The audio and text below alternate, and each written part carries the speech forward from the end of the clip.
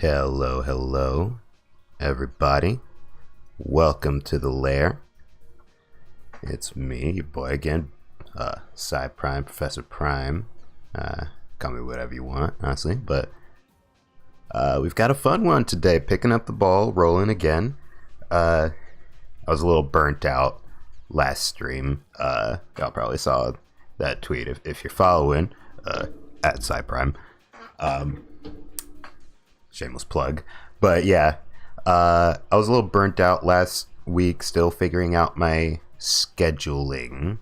I think trying to do consistent Friday afternoons may have been a bit too much, so I think I'm gonna try to stick with only doing like Saturday and maybe starting to do Wednesday morning, starting with this one. But so we have our first collab on the stream today with Harrier Citadel, brilliant artist, real cool person. Just looking forward to it. I was already looking to start improving in art and specifically learn how to do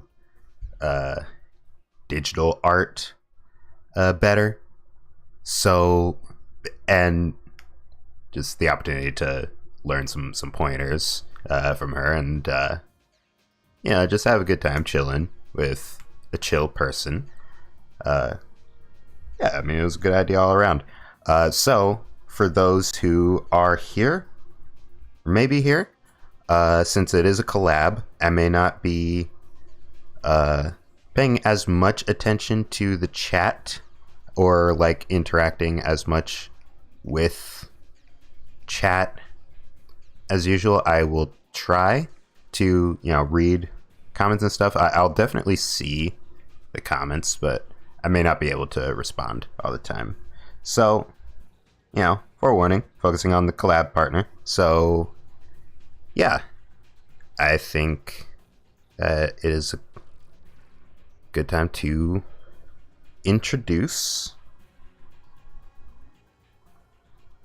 Harrier here. Boop bop. Enter. Hello. Hello. Welcome, Greetings. welcome on in. We got Harrier here at the lair. And at Misthaven as well. So lots of interesting things all happening at the same time. We are going cross realities here a little bit, and it's going to be a lot of fun. Yeah, wanted to test some new like projection technologies. It's nothing really. Just whip those up in my spare time. But Sorry, I just realized that I had Discord muted on my OBS. 1 second. it ain't a stream without a little scuff. Always, especially when you think you've got all of your ducks in a row, and then boop, nope, you do not. Yeah. It adds character. All right. It does. Right. So, for everyone who is joining firstly on Sai's channel, hello, my name is Harrier Citadel. I'm an avian alien VTuber. Indie, as pretty much everyone can probably guess. And I'm going to be attempting to teach Sai how to draw something today. I don't know what yet. Yeah, and I am going to be attempting to learn something today. I am also indie, obviously. Sci Prime, Professor Prime. I have many names. Call me whatever. And I am a mad scientist supervillain VTuber, naturally. And yeah, and have some fun, I think. Indeed, that is the plan. So, I think, without any further ado, it is time to find out what am I actually teaching you today? Okay, so I'm I'm not gonna go for anything too complicated. I mean, I'm the uber beginner here, but I just wanna like I've been well as a kid. I used to draw a bit more, right? I've done plenty of simple drawings over the years. I've done like anime style character design sort of things. As a kid, I usually drew like Sonic the Hedgehog characters because, well, you don't really have to know your proper art stuff to be able to draw Sonic characters. They kind of ignore all anatomy and clothes, but All of the difficult things. yeah, and they got big old Mickey Mouse hands. But just I wanted to go for something simple, I guess. Like I just character art. I don't know, like I was already looking to try to figure out how to do digital art better and improving that like before your suggestion came across my way. But because I'm trying to both get back into something I used to really enjoy and also potentially be able to like make assets for my streams, maybe even start doing art content of my own, but yeah, so like I guess mainly like human character kind of like be able to do like I always tended to ignore like clothes wrinkles and stuff, and like I only have like a basic understanding of being able to do like standardly kind of anime character design. I kind of stuck to like a very basic 3/4 sort of pose, no dynamic, nothing. Yeah, I'm pretty open to what I can learn there. So characters we know are then going to be our focus. Okay. And with that, there, like you've mentioned, clothing, anatomy, all of that has a lot that it can get broken down into. And the beauty of this all is that you don't have to learn everything all at the same time. I've got my scuff on my side. Sorry, I'm messing with my creator window. It kept maximizing. Oh no. Okay, I'm sorry. I'm paying attention now. Okay. Well, the beauty of everything is that you don't need to learn everything all at the same time. That helps a lot. Right. So, one thing that I definitely recommend is to go through your learning process with one thing in mind. Okay. And that is, you don't have to do everything perfect every time. Right. All right? Yeah. So, when you draw something, what I strongly recommend doing is looking at it and identifying the things that you like about how you did that thing. Okay. So, let's say, for example, you drew a Sonic character. Yeah. Now. But you really like the way that you colored it. Right. You can use the same methodology and the same technique and everything that you've learned in coloring that particular character in another drawing. So that is not something that has not got value. Yeah, so makes sense. Anything that you do that you say to yourself, ooh, I'm proud of how that came out, you have to take note of that because that is the thing that motivates you to keep doing the thing. Right. All right. Then what I'd like you to do, every time you draw a picture, it doesn't matter if it can be the most stupid doodle in a piece of lined paper in the side of your notebook or a diary or whatever that you're taking business notes in, I don't know. Sometimes those margin doodles happen to be the best things that you draw. It is infuriating, but it happens. But just that is one of those little things that is very, very valuable to keep in mind, is look at the things that you're proud of and see, okay, how did I do that and can I repeat that? Right. Yeah, that makes sense. An analysis, the post analysis. Yeah. Yeah. And that positive affirmation is really, really good in terms of building your morale. And for something creative, building your morale is always one of the things that you've got to do consciously. Because if you're not enjoying the process, you've got to at least enjoy the result. If you're not enjoying the result, you've got to at least enjoy the process. Right. Okay. Yeah. So, then the next thing you're going to do when you look at your pictures is you're going to see, okay, here's what I did right. Now, when I did the things that I'm not quite satisfied about, let's identify those parts. And from there, look at how you can improve on those individual things. So, when it comes to characters, it comes down to a whole bunch of moving parts the whole time. So, Okay. trying to fix everything all at the same time is going to drive you absolutely insane because it's a lot. Right. So, if you're looking more at assets for yourself, you are you more looking at things like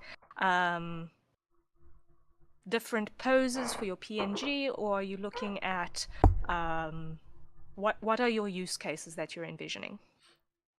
I mean, yeah, I've already learned some like more like image editing stuff and things like GIMP, but as far as art, I guess the first thing that came to mind was being able to maybe do different drawings of my avatar to put in like thumbnails, right? So it isn't always just the same pose with a picture of a different character from the game that I'm playing, you know. Like, you know, stuff Okay, that's a bit more, has a bit more character in it, fitting for each one, you know. Okay, so priority was definitely from the waist up. Yeah. In that sense. That makes sense. Right, that's fine. That's a starting point. We've already lost half of the body that we need to worry about. You don't have to worry about feet. These horrible little flappy paddles that never make any sense. Yeah. When you try to draw them. So immediately, one less thing you've got to worry about. Yeah, feet are kind of strange. Like, a lot of the time it would just be like boots or these like nondescript. That's also why I kind of liked doing Mega Man Battle Network designs, because they kind of have some very nondescript boot shape shoes. Yeah. So, yeah, just once again, if you're focusing mostly on things where the use case is going to be waist up, that's where you need to prioritize your learning, is things that are going to happen from the waist up. Does that make sense? Yeah. Okay, so nondescript boots, all of that nonsense, we can take and put that in a drawer to look at later. All right, cool. Not today's problem. Future use problem. You can get to that when you're ready for it. You don't have to open up that little drawer until you're ready for it. All right, cool. Right. So, considering then that most of what we're going to be looking at is also more dynamic stuff for your thumbnails and so on, the dynamic sort of a posture is not an issue. If you are trying to do symmetrical VTuber rigs, it would be maybe slightly more tricky. But in the case of your more dynamic poses and stuff, you've actually got a lot of flexibility and freedom. So, something that I am going to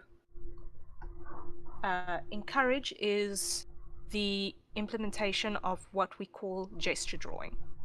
Okay. Now, this is the quick and nasty sketch that you put down before anything else to just kind of get a feel for how everything moves. The proportions can be as wacky as all grievances thrown together. It can be the maelstrom of chaos incarnate. If you can understand the movement in that mad scratch across your screen, then that's enough. Okay. Alright? Now, a gesture drawing is basically all about movement. And what I'm going to do is I'm just going to grab a pin here quickly so that we can just have a look at this. Maybe 128 is a little bit too big for this brush. Just a little. That's a bit better. Okay. So, when we're looking at a gesture drawing for a thumbnail, we've got basically a circle and 2 lines that we need to worry about. Okay. The circle being the basic positioning of the head, and the 2 lines being the sort of flow of the body and the flow of the arm. Right. It's a stick figure. Okay. And that is perfectly fine. Everything can start off as a stick figure.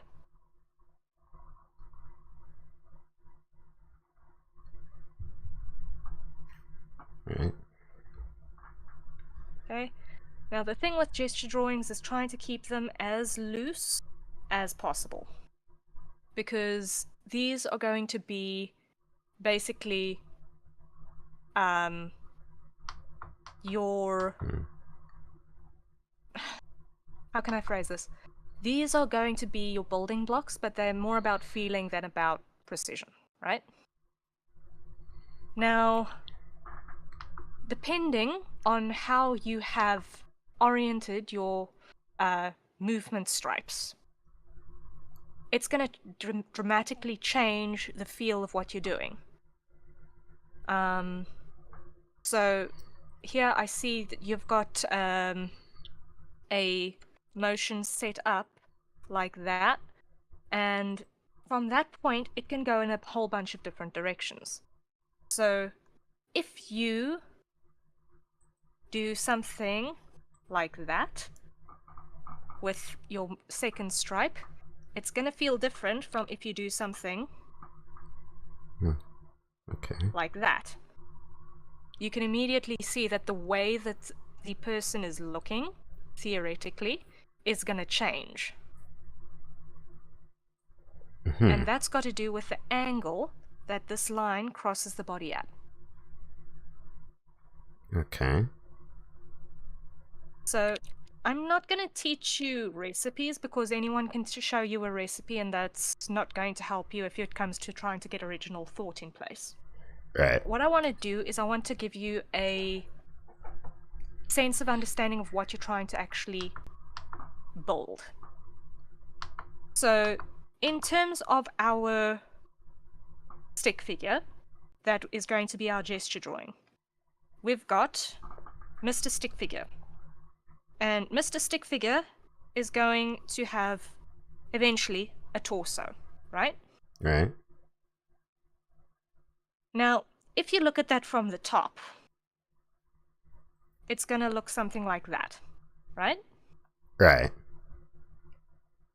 So if you look at that from the top and side, it's going to look something like that. Right. Yeah. The shoulder Right? is squared up. Yeah. Makes sense. So like understanding dimensions here in like 3D space. Yes. We're trying to just get a sense of the layering of how shapes fit together. So these, as your foundational blocks, are going to be really useful to you. So when you've got a gesture like this, like this, you can see the shoulder cuts across like that, so the torso will probably be something along those lines. Right. Roughly. And we can assume that we're not actually going to be seeing much of that top plane because it's angled probably away from us. Probably. Right. So what you can do is you can actually build yourself a little model if it'll help. Take a matchbox and a piece of... I don't know if you've got plastic in your part of the world. It's anything round that you can stick onto that matchbox, and you can use that to give you that sort of basic orientation. If you've got an action figure or something that you can use as a posing reference, that also helps. I've got action figures. I've definitely If you've got action figures that are mostly human, and not covered in so much additional material that you can't actually see how the body is shaped, then you have an awful lot more than I do at the moment. Currently, I had a quick look around my room for anything that I could use as in-person reference material, and I realized, shucks, the only humanoid thing I have got in 3 dimensions is a wig head, and that's not going to help us today. Well, if you couldn't tell by the name already, I am quite a fan of Transformers. I'm a bit of a collector.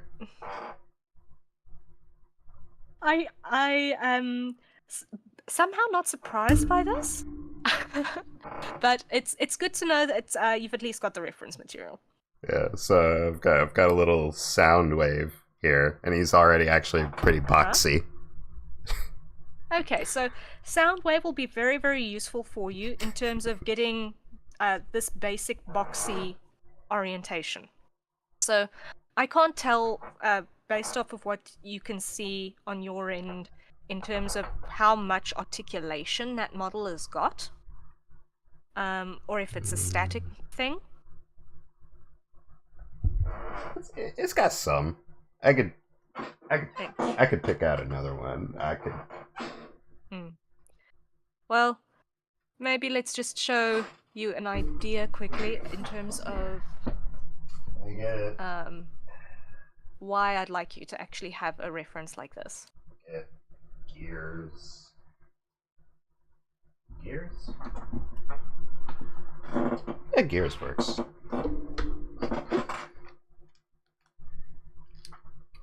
Alright, so here's the reason why I want you to have something that's got a little bit of articulation in it.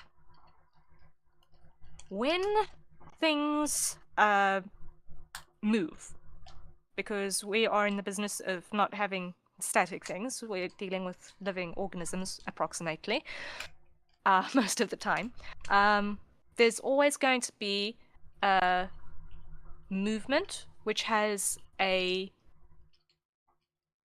primary movement and a counter movement. So you got to imagine almost like a pair of counterweights all the time.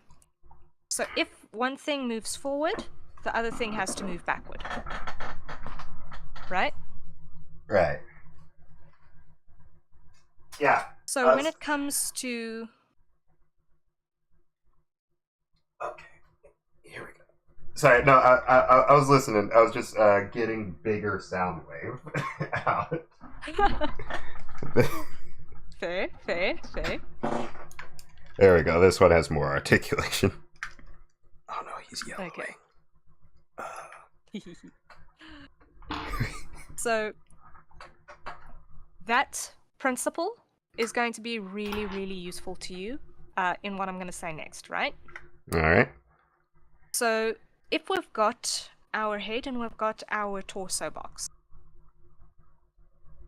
we said we're not going to worry about the legs, but before the legs comes something called the pelvic box, right?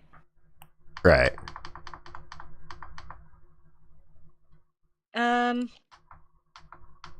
Now, if you look at a skeleton, you'll notice that the torso box and the pelvic box have a kind of a gap in between, right?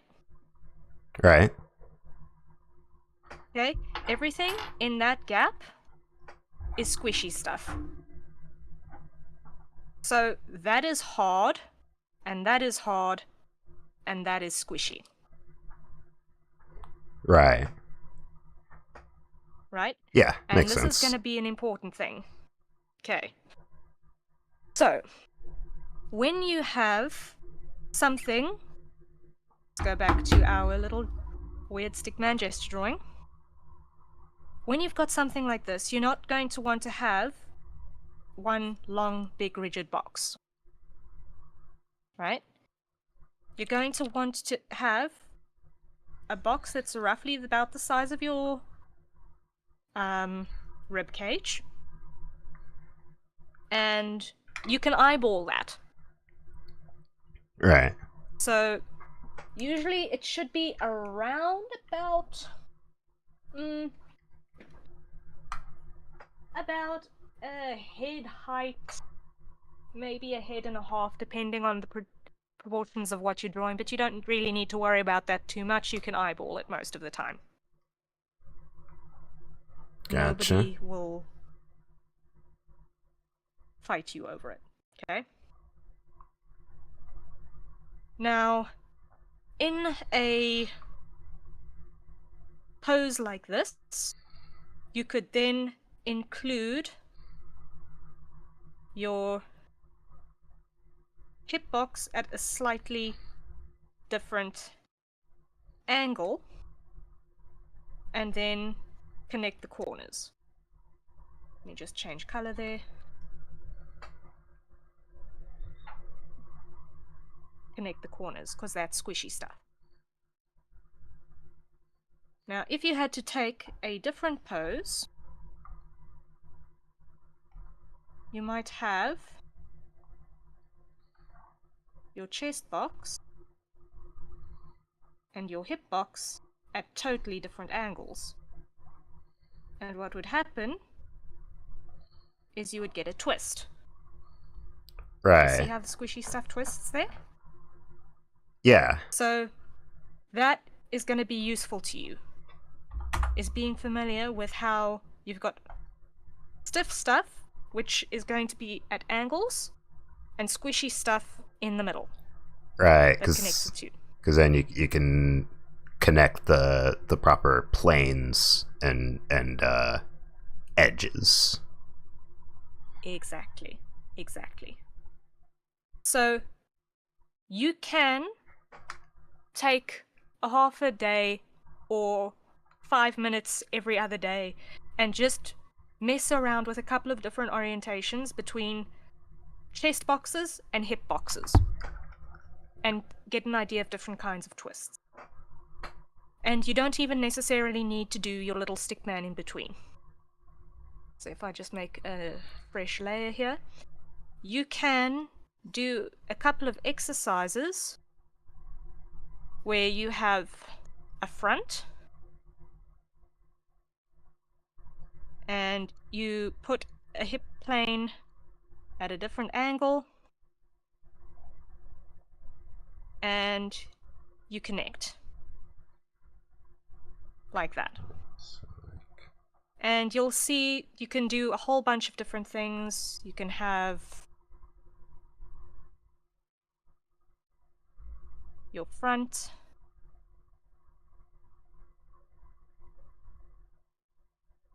you can have your front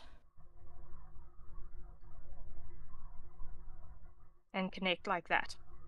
And you can mess around with a whole bunch of different angles and orientations. If you've got something that looks like that, it's maybe going to be a little bit easier to deal with than if you've got something that looks like that.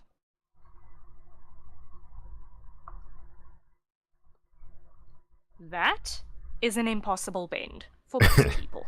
Yeah.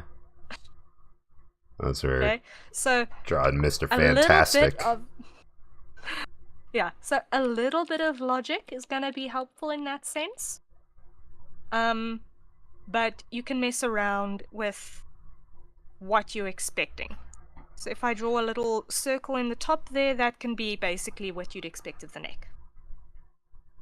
Now, one thing to also add to this is that if you've got something like this where you've got a stretch on one side, you're going to have a compression on the other.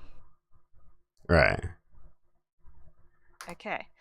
So this is actually something that is more often discussed about in terms of animation, but it's a little old rule they call squash and stretch. Ah, okay. Okay. So this you can also apply to when you're trying to do anything that moves. When something is going fast, it'll stretch. When something is compressing, it'll squash. Right? So Right. even when you're doing a pose, you can implement this in terms of having a side that is stretched and a side that is squashed. Okay. And what this is usually translated into is a simple side versus a detail side. Okay. Okay? And this basically means that you'll have a lot of interest happening here and place for the eye to rest over here. So when you've got any structure, it can be a torso, it can be an arm, whatever. You'll have a simple side, you'll have a detail side, you'll have a simple side, you'll have a detail side, you'll have a simple side, you'll have a detail side. Okay. So combining your straights with your curves is going to make your pictures look a little bit more lively, having that contrast on opposite sides of the same structure. Okay, that makes sense. Right. So, I think as far as bodies go, that is something that is going to be a lot of digesting and practicing. So I think maybe what we should do is move on to something a little bit more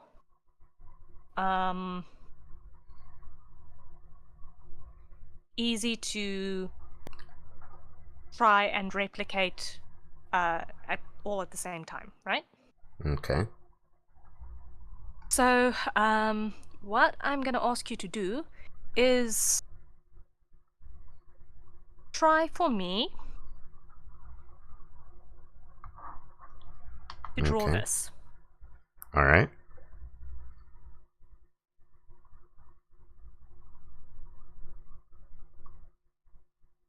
All right.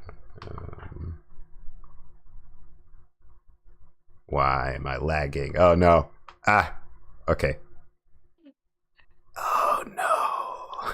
What is soft proofing? What does that mean? Oh no. No. What? Oh dear. I don't understand what it means. I think it's like saying, "Oh, you've been pressing undo too many times." Oh no. I don't know. No. It'll be fine. It'll be fine. Okay. All right. So this, roughly, and the proportions can be however messy, we don't really particularly care, is a really, really basic winky face. Right. Right? Yeah. Now, if we think what we were just talking about with squash and stretch, the same thing is happening here. We have a stretch and we have a squash. Right. The most basic 3-line drawing.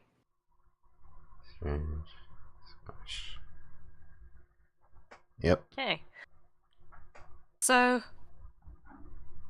even when it comes to your expressions, that is something that is going to be helpful to think about, is to not have everything necessarily static. To put a little bit of movement in helps a lot in terms of getting a bit of character in what you're working with.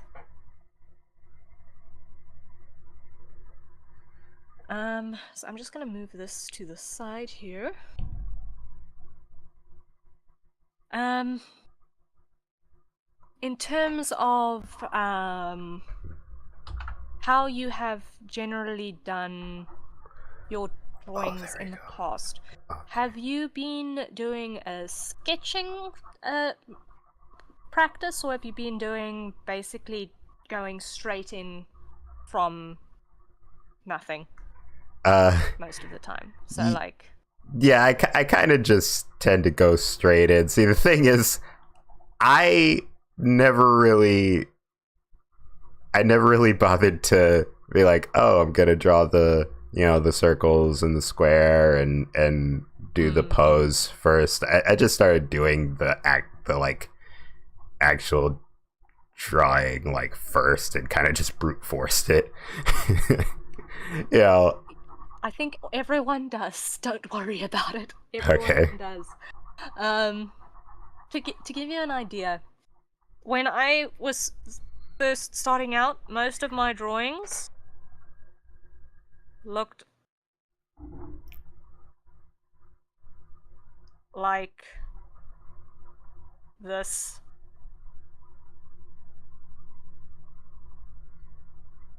Roughly. I couldn't draw human heads, so I added animal ears to everything because I could never get the top of the head right. So I just brute forced it that way, and it mostly worked for the time that I was okay with it, you know? Yeah. I mean, I kind of did like a basic, sort of thing like that. So what will help me at this moment is to see, okay, when you do your own basic drawing, what is your current level? I think that'll be helpful for me to see presently. So what will be useful is to see, okay, you're not worried about pose, you're not worried about expression, anything, just quick doodle of a person where you're at now. Okay, so I think that would be the helpful thing, because then from there we can pick out what was going to be the most useful information to you at this next step. okay, I guess I'll just stick with the green and purple. It doesn't really matter, but let's see here. I guess I'll zoom in a little bit. Do like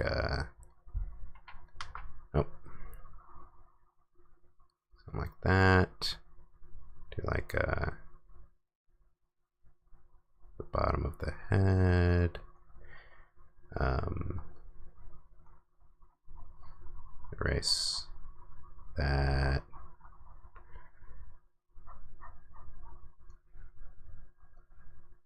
Let's see, the eyes go about here, so like something like that.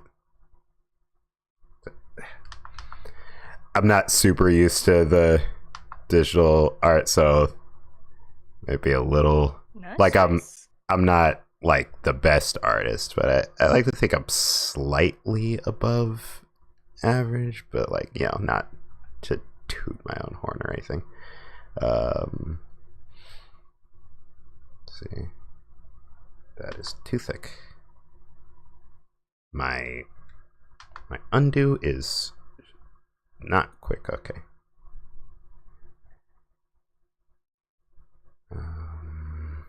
let's see.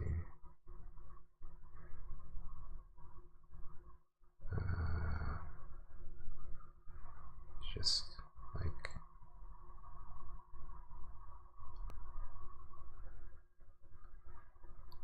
do a little something like that. Just at the pupil there.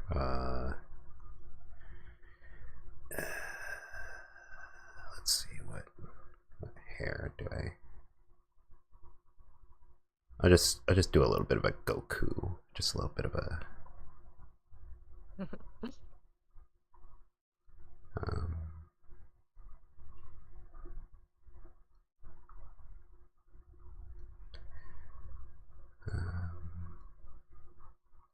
kind of like that.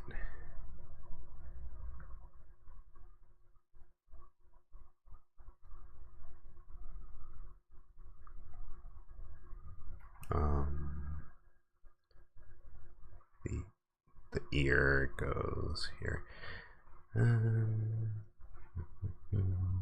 sure that's behind. It's also kind of Ash Ketchum. I feel like it's becoming. Let's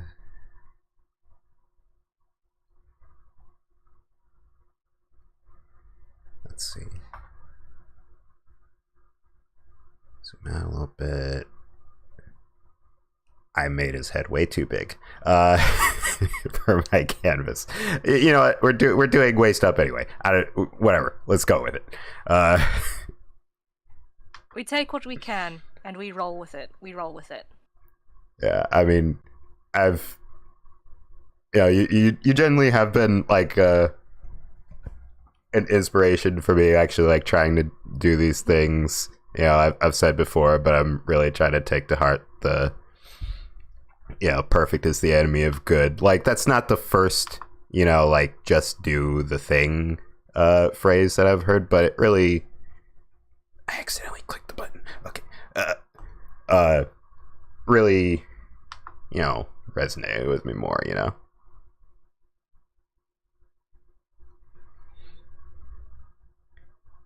No, it all works out in the end. Don't stress. Just seeing. And just that for the claim, whatever. Let's see. That's like that. I feel like I got the proportions way wrong. Let's fix this arm, actually.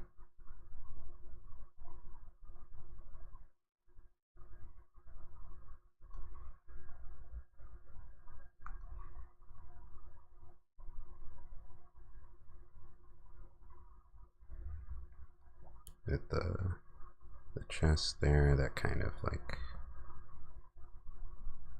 there we go. That sort of, it's like that. The arm is way too thin now.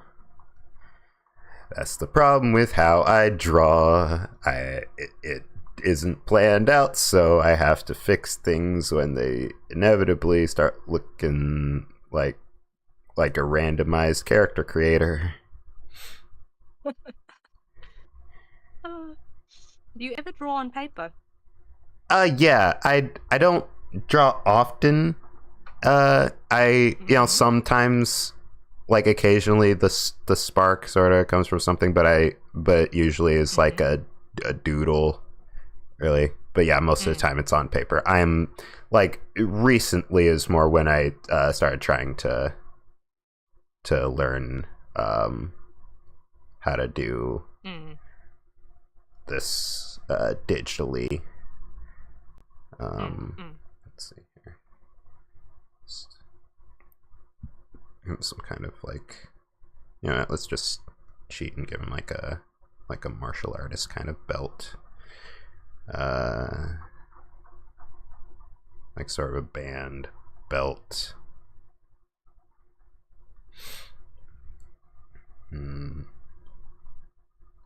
Oh no, we ran out of space. Now we can't draw the legs. Oh dear. Oh dear. Yeah, I suppose we'll just have to ignore. Computer, please. Computer, hold I on. understand that panic. I understand that panic. You think a mad scientist would have better hardware? Computing power. No, one thing I've learned is that there is no computer that is beefy enough ever. Yeah. Like, you can have the hottest machine available to man. You will have it too slow for you. It will be too slow for you. There is no way around it. That is the facts of the universe. It will be too slow. Okay, so am I drawing in? No, that's purple.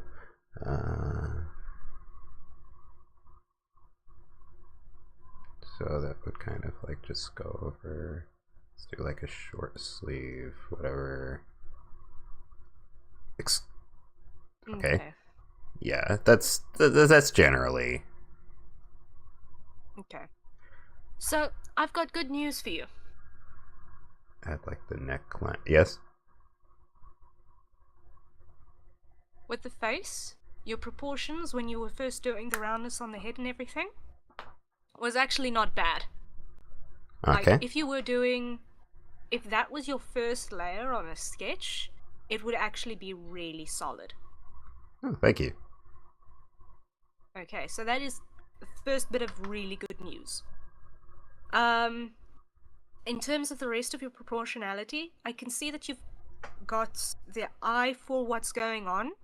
You just need to actually get the recipes with which to build. So, Okay. the thing with the straight ahead drawing method that you've been using is Right. that it is absolutely great for freedom and just getting ideas down really hard and fast. For messy stuff especially, it's great. The limitation of that is that if you do not know the underlying structures that you're trying to work with... Right. Sorry, I've got a cough. Pardon, I'm sick. I'm sorry, everyone, I am currently ill. That came out of nowhere. It's alright. I could not mute that. I'm so sorry. It's fine. I'll be doing okay. If you don't know the underlying structures for this straight ahead drawing method, kind of knowing what you're skipping in terms of the process can be a little bit tricky. Okay. So, in terms of things like your facial head proportion, your facial proportion, where the ears are relative to the eyes, the roundness of the head, the size of the head relative to the jaw and all of that, in terms of how high up the head the eyes went and all of that, that was all really, really solid. Your nose placement is good, your mouth placement is good. Thank you, All right? Professor Citadel. So, for that proportionality, your observation skills, your passive observation on real life and anime and all of that, has served you well for this. Yes. The passive observation has served you well. Also, in terms of where the chest is lying, in terms of those pectoral muscles, also, actually, relatively good. Thank you. Thank you. Okay? Happy to hear that. Shoulder width, also, relatively good. The width of the abdomen relative to the head, really good. So, in terms of your proportionality, you've already got a decent idea of what all is going on. So now all you need to learn is how to actually construct so that you can take that sense of proportionality and polish it. All right, cool. Okay. A long way in the right direction. Okay. So what I'm going to do is I'm just going to quickly grab a screenshot. Let me do it from here. I'm going to quickly grab a screenshot. because I'm cheating. I'm not supposed to be able to do that, but I'm doing it anyway. Okay. Lag. All of the lag. Okay, we get rid of the weird pseudo furry thing. It's like So- Killer Queen. Okay, so this is size straight ahead drawing for everyone on my side, so that you can see. If you've not been following on his stream, shame on you. You should be following it in another tab. But this is what he's currently had open and what he's currently got.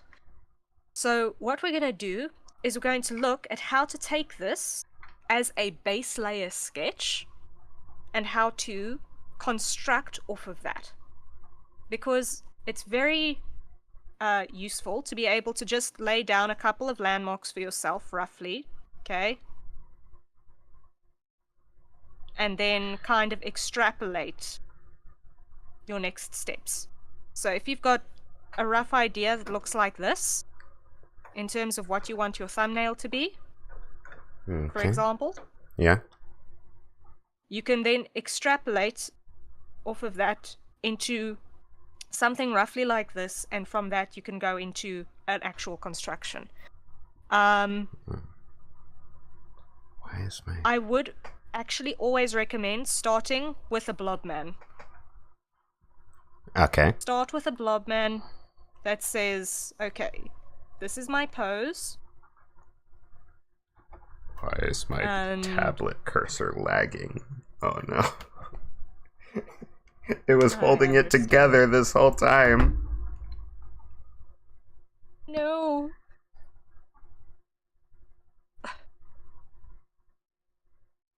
Okay, that's better. Sorry, what? I'm paying attention. I was continue, please. It's okay. It's okay. So, I would strongly suggest when you're first getting your idea down for what you want in terms of your concept, start with a blob. Alright? Okay. If you start with a blob, that gives you basically your idea. Pardon me. Then, off of that, you can add another layer and sketch over it. Gotcha. Now... And yeah, now it's digital art too. I can just kind of cheat and draw over it, and then I can make the blob go away. Exactly. Like,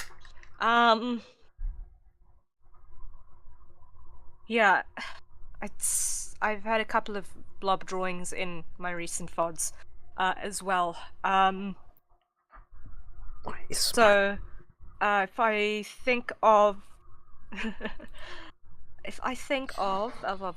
just a second here. What was the... Oh, why is my Okay, tablet? I'm just going to show you the blob from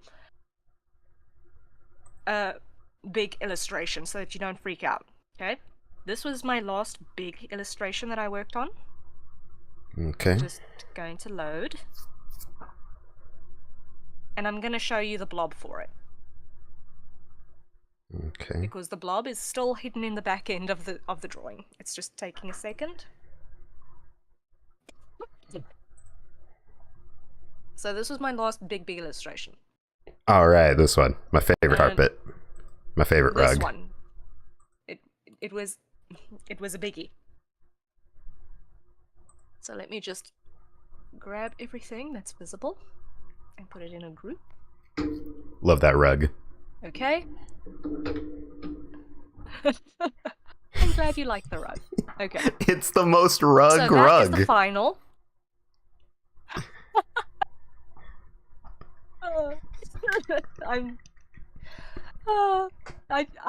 How to rug. I don't know. You clearly know how to rug. So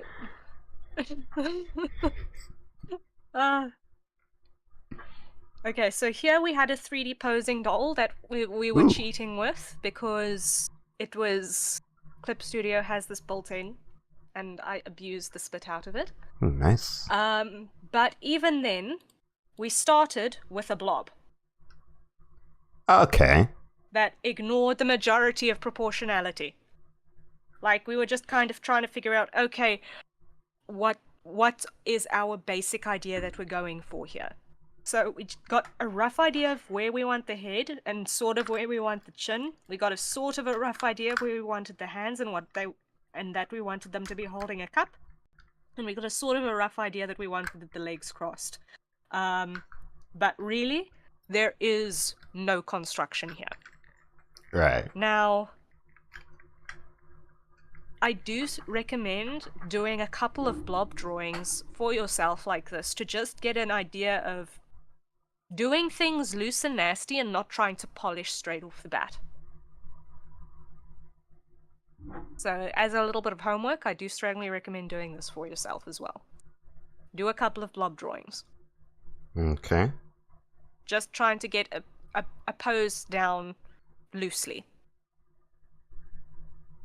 So, when we're looking at something like this, where you've got your pose down loosely, we're going to now take your existing pose that you've got here, and we're going to construct over it. Alright? Okay. So what we're going to do is we're going to reduce the opacity on that just a little bit so that I can see what I'm doing.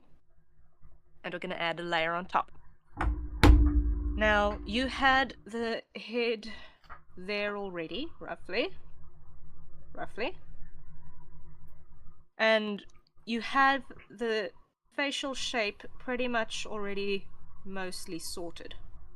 Right. So the next thing that you got is you've got to think of your ribs. It's always easier to start with your panel of head, rib, hip, and then everything that the limbs do is kind of weird nonsense on the side. They can do whatever. But if you've got your head, your rib, and your hip in place, everything else is a lot easier to sort out. Okay, head, rib, and hip. Right. Oh, Krita is just lagging. I don't understand why. Okay. I might need to, like, restart the program. I don't know what's happening. But sorry, I'm listening. It's okay. It's okay. All is well. So now what we're gonna do is I'm just gonna check. You should have on your side, you should have a layers panel as well. And I'd like you to do this along with me. All right? Okay, just saving the image and closing Krita because it is not doing well. Okay. It's okay. It's okay. Technical difficulties strike us all. Yeah.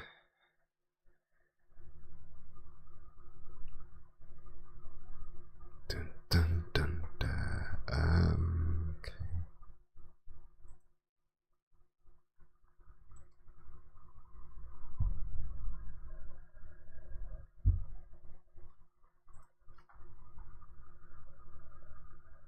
Oh my. Program start. Ah! No. Why must this be? Why must this be the case? I don't understand. My internet's going to outer space. Ooh. Don't worry about it. Lag is part of the process. Yeah, it's part of the it's just just add a text here. Just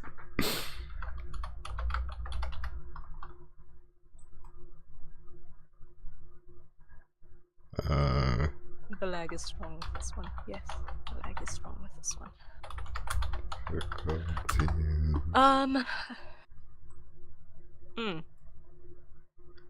So, late question.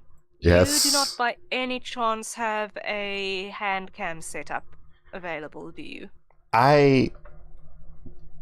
Not necessarily. I do have a webcam that I could point down, which is basically what that is, isn't it?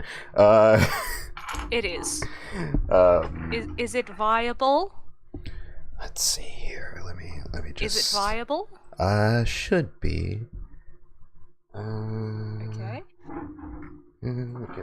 Because here's the thing. What I'm trying to work with you with here is that what we're trying to convey is stuff that you can work on both digitally and on paper.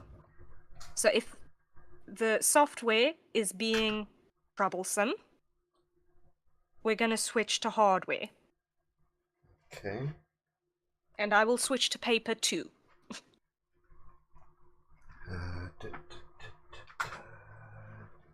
Because the process and the thinking methodology is going to be the same either which way.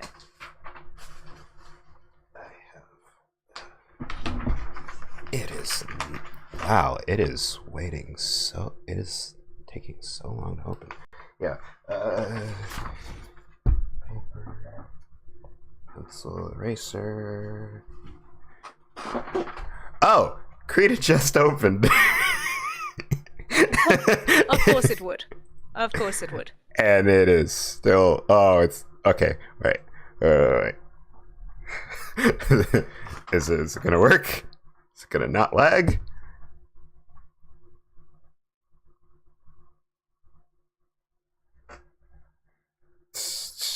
I'm still setting up the hand cam. All right.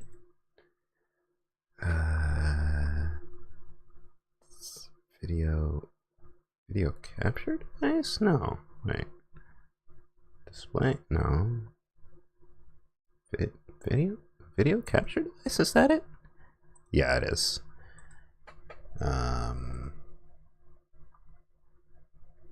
Okay, so that could. Yep.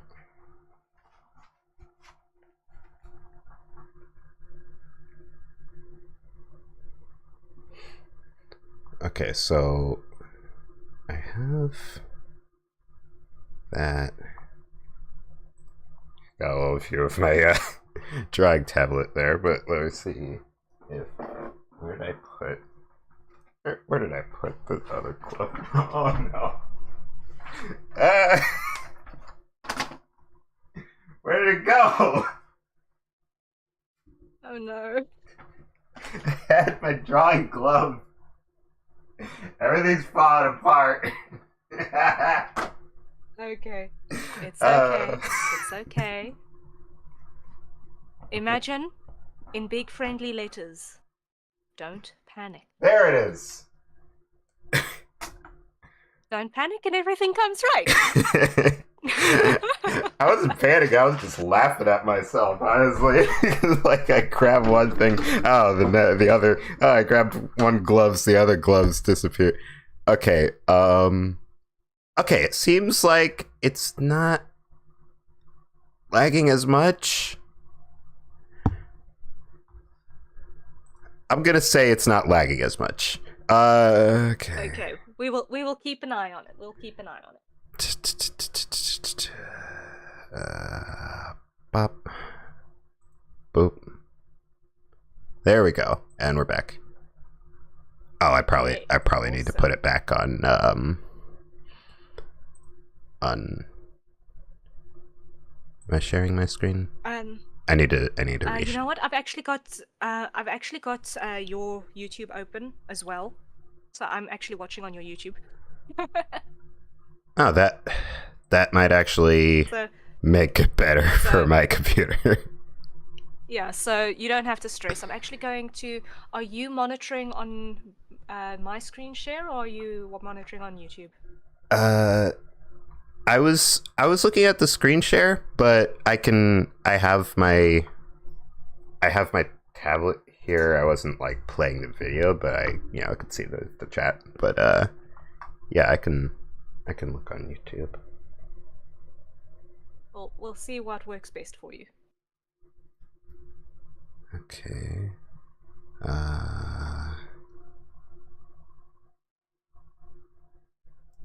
So if I let's see here. How do I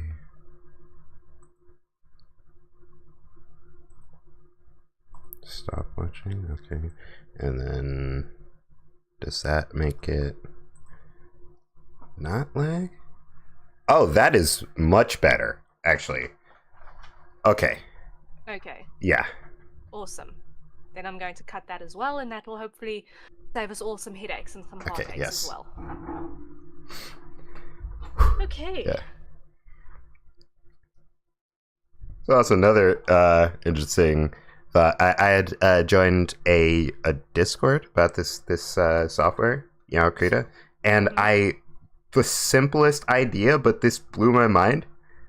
The fact that you can use a ruler on a drawing tablet to draw a straight line, because my brain, I know. Yeah, I was thinking it's digital. It's the best cheat of all time. It's like, no, you use a ruler. Yeah, because at first I was thinking it's digital, no physical tools, and then realized, well, your hands are still hands. your pen is still a pen. Surface. Yeah. Yep. So I could just boop bop and straight line. Ta-da! Yeah, it helps. It helps. Little pieces of ancient wisdom.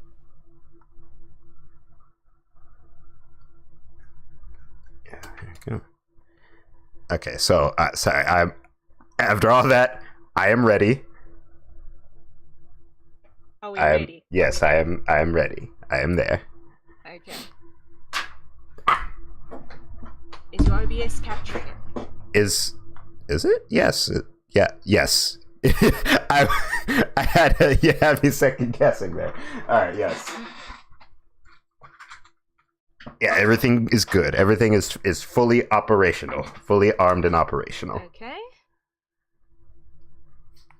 All right. Then refreshing on the side. There we go. Okay.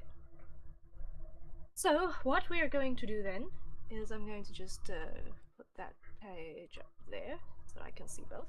Cool.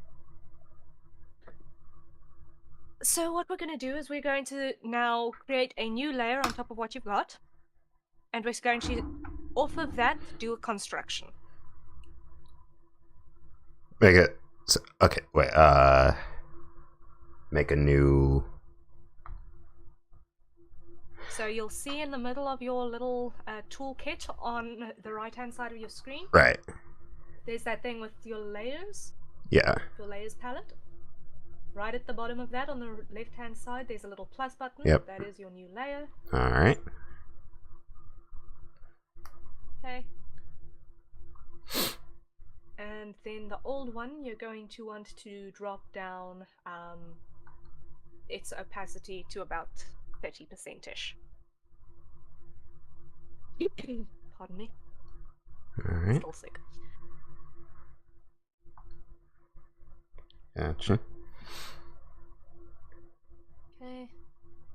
Done. There's a little bit of a delay on the YouTube side though, so I'm just letting that catch up. Okay. So, using your opacity for your sketches is going to be a really big help when it comes to the digital stuff. That is a major advantage that you have over traditional. Yeah. Like I was already thinking of stuff that I could do, like not necessarily like full on art, but like people redraw like memes all the time, right, to look like different characters. So I was thinking I would try to do that with my character as well, like meme faces, fit with the different vibes for different thumbnails and stuff. But yeah. No, it's all use cases. I mean, it's basically tracing, but you know, I wouldn't do that for like actual art, like it's acceptable tracing. It's more acceptable tracing, yes. Well, because it's a meme, like not trying to pass it off as my own thing, right? Everybody knows that it's based on the meme. Yeah, wouldn't do that for like actual like art pieces. No, because that would be rude. Yes, it is quite the faux pas. It is rude, and it is also kind of stealing. So yeah, we don't do that here. Okay, so now you're going to go to that top layer of yours. You're going to select it, and now what we're going to do is we're going to construct based off of our initial, what I'm going to call our gesture, because our blob drawing, our rough work, all of that translates into what we're going to call the gesture. Okay. It's the thing that gives us an idea of the shape of what we're trying to achieve without having any actual construction. Okay. Okay. A gesture drawing honestly should not probably take you more than like 3 minutes to do, tops. Okay. And that is fine. You're just gonna kind of roughly get everything in the right places. But super, super roughly. You're more worried about shape and movement than about your proportionality and all of that nonsense. That's what the construction step is for. Right. So, if we look at your original, your jaw shape was actually pretty decent. Okay. Okay. And as I said previously, when you had your initial head shape in here, it was also pretty decent. So if you've got a line in the right place, there's no reason to change it, you know? So if you've got a line that's in exactly the right place where you want it, you can draw over it basically exactly. Okay.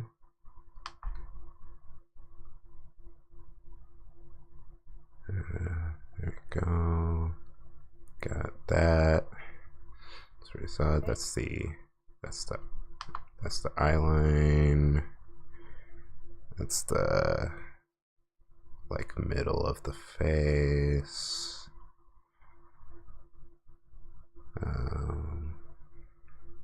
Okay.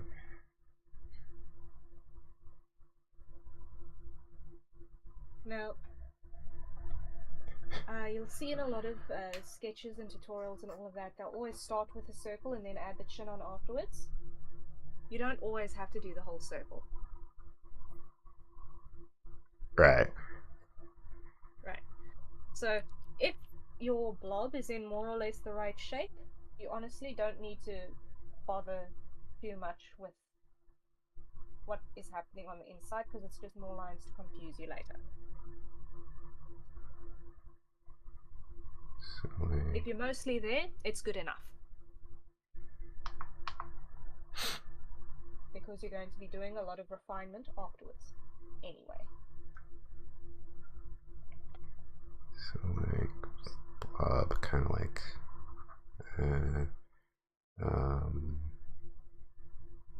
maybe like okay.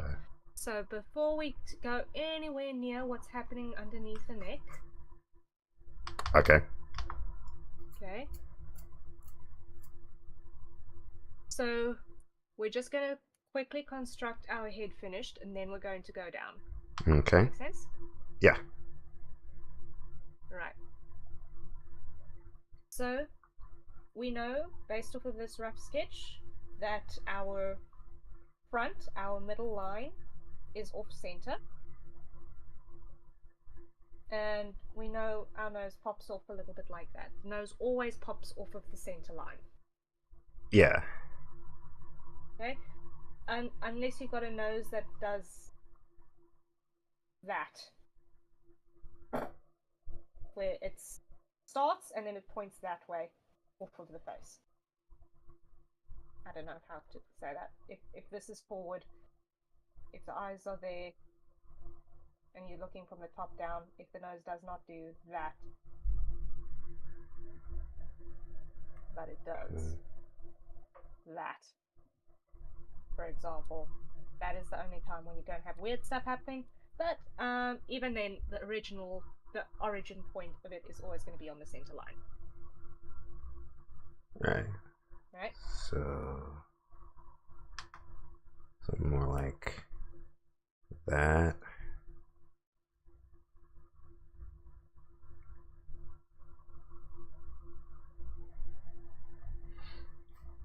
It looks. Am I like really behind on this thing or something? Let me see. Refresh again. Oh, I think my tablet was really behind. Okay. There we go. That's better. So yeah, we've got that. Okay. Then, when it comes to most of the time in anime, what they'll usually do is they'll have a eye line somewhere around the middle of the head. Now, depending on the age of the person that you're trying to draw, that eye line is either going to be lower down or higher up on the head. And that is individual per character level. And that is not something that has quite so much a fixed rule in totality as a rule per the individual character. Yeah, the like art styles and the aesthetics too, like Dragon Ball, very very famous for the faces being on like the bottom half of the actual head. Exactly. So one of the major things that you're going to keep in mind is that regardless of how high up the eye line is, you're going to want to make sure that your cranium has enough breathing room. Okay. Because if you've not got enough breathing room, it's always going to feel weird and... Okay, so breathing room is like... So in other words, try not to put the eye line up there. Right, okay, yeah. Not up too high or else very small head. Otherwise, they're going to have a chin that can sink the Titanic, or a nose that will be able to sniff out all of the troubles in the world. Yeah, you're looking like Transformers animated out here. They got some chins. Yeah. Exactly. So, so just be mindful of that in terms of proportionality. On this particular character that you've drawn, where you've got your eye line is actually pretty much set. What you'd want to do then is just give yourself a little bit of a guideline in terms of where the bottom of the eye is going to land on. Right. So, regardless of how high the eye is, having a placement on the bottom of the eye is going to be helpful for you. Gotcha. Okay. So, okay, that midline is on the bottom of the eye, not the middle of the eye. Okay. Yeah. So some people put the eye line at like the eyebrow level. It also depends on the style that they're going for. I like working with that being either the bottom of the eye or the top of the eye. It depends on how I've placed it at that particular time. In this instance, I'm thinking the bottom of the eye is the better bet. Okay. Yeah. Because like I've watched a lot of like shows, right? Cartoon, anime, whatever. Seen a lot of stuff about drawing. Like what I'd say, right, is like I've got theoretical knowledge, but as far as actually put it into practice. Yeah, so like I've seen a lot of stuff like the eye, is about at the middle of the head, stuff like that, general proportion knowledge, but yeah. Okay. So, what I've done is I've also just traced your eyebrows in exactly where you had them, because that was good as well. Alright, cool. Now, the next proportion that you're going to want to keep in mind is that if you're going for any sense of anything non-chibi, Right. and you're doing a human character, the height of your ear is the same as the distance between the bottom of the nose and about the top of the eyeball. Sometimes the eyebrow, but somewhere around there. So that is going to be your nose height. Your ear height. It's going to be like so.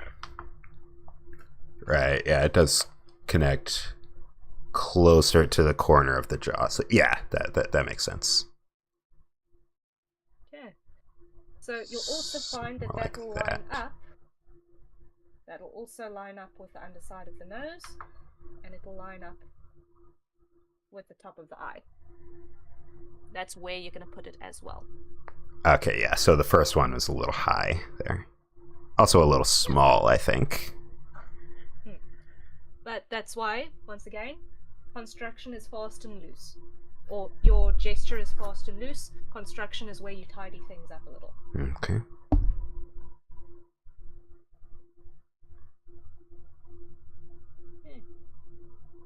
Good. So, from there, you've got a lot more to work with. Now, one thing that I notice on your side is that you've got this little dip before the ear. So you've got this little dip that your ear is in there. Okay.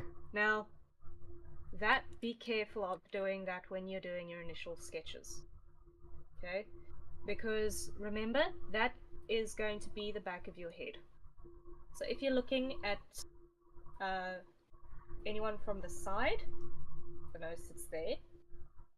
There is an in, but it's an awful lot lower down the head. Okay. Okay. Why? Because that needs to connect with the back of the neck.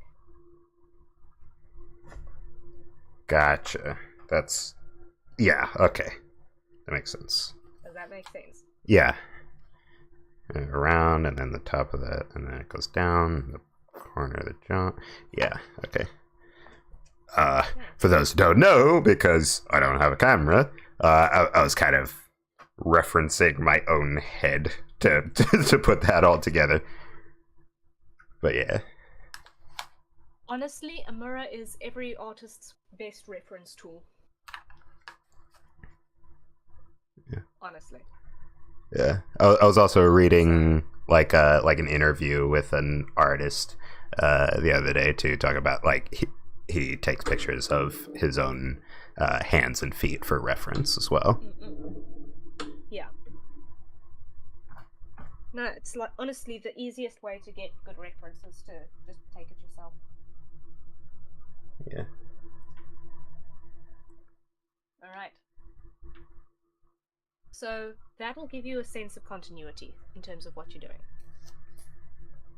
Now, I've just got to let an orange cat out the room because he has decided that he is no longer sitting in the window. So 1 second. Yeah, gotta let chaos out. The legendary chaos cat. Long may he reign.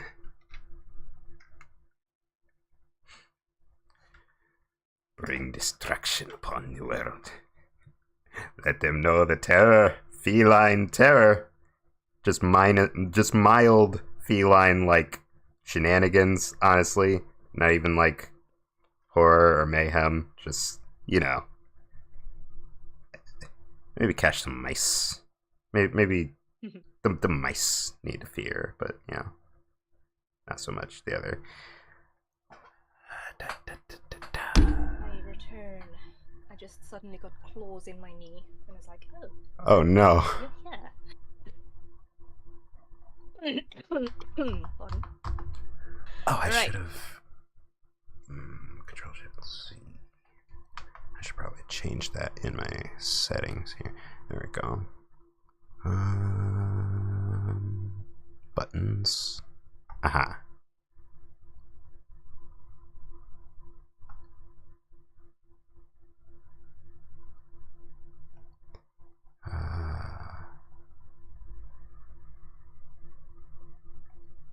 You all good? Yeah. I was just adding a shortcut button to my tablet because I realized yeah, see the soft proofing problem I had was caused by the commands for the command for redo is not the same in this Oh no. as in Oh, no. as in GIMP. So when I was trying to press the redo button, that was causing the What's the shortcut key for redo in Krita? it seems to be Control Shift Z. Oh no. Ugh. Yeah. No, you.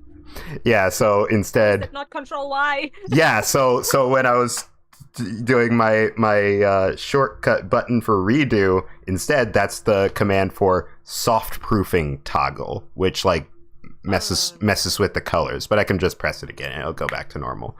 Like soft proofing on, yeah, makes them all like kind of dull. It's weird. Okay. I don't know. Probably switching color. That'll probably be switching colors to CMYK profile. Yeah, I don't know what the purpose is, but that's what it do. That's what it be. It'll be preview for print. It'll be a print preview, basically. Okay. Yeah. Okay, so let's get back to construction, shall we? Yes. Okay. So, for raw basics, that is enough. With a little bit of practice and getting confidence in it, that basic structure will already take you a long way. Okay. Okay? And you can refine that as you build the confidence in it. Cool. Okay. So, the next thing that we've got here is your torso, which is once again split into a rib cage, a hip, and the soft stuff in between. Right? We're not going to worry about the neck for now. Okay. Because why? The neck is also something a little bit more fluid that can fall in between. Gotcha. So what we're going to do is we're going to start with a rib cage, which is going to be this sort of a round thing. I know previously I drew it as a rectangle, but you can use a round thing as well. You can also use a round rectangle. There's no fixed rule here. Oh, I pressed the wrong. Okay, there we go.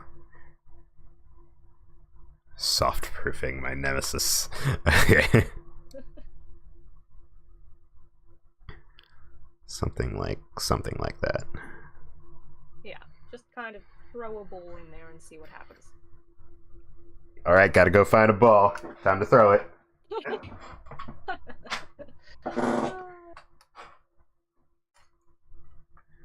All right. So we got the. Yeah, it is kind of a circle. Yeah, that makes sense. It doesn't have to be a perfect circle. Perfect circles are overrated. And are not applicable to rib cages. Perfect circles are difficult. What did they say? Is the sign of insanity is being able to draw a perfect circle right the first time. That's what they say? One of them. One of them. The ones I heard a couple of years. It's one of the ones I heard a couple of years ago. I can't remember where.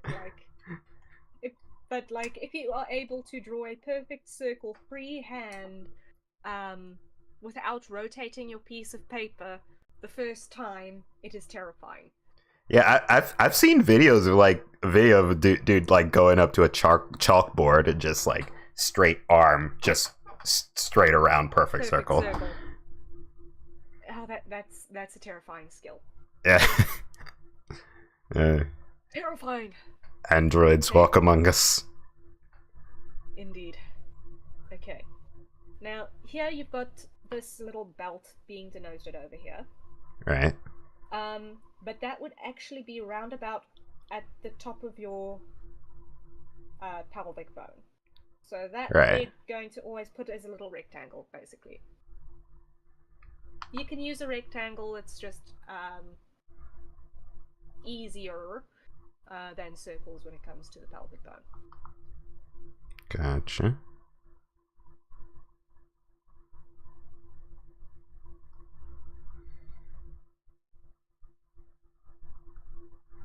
Uh-huh.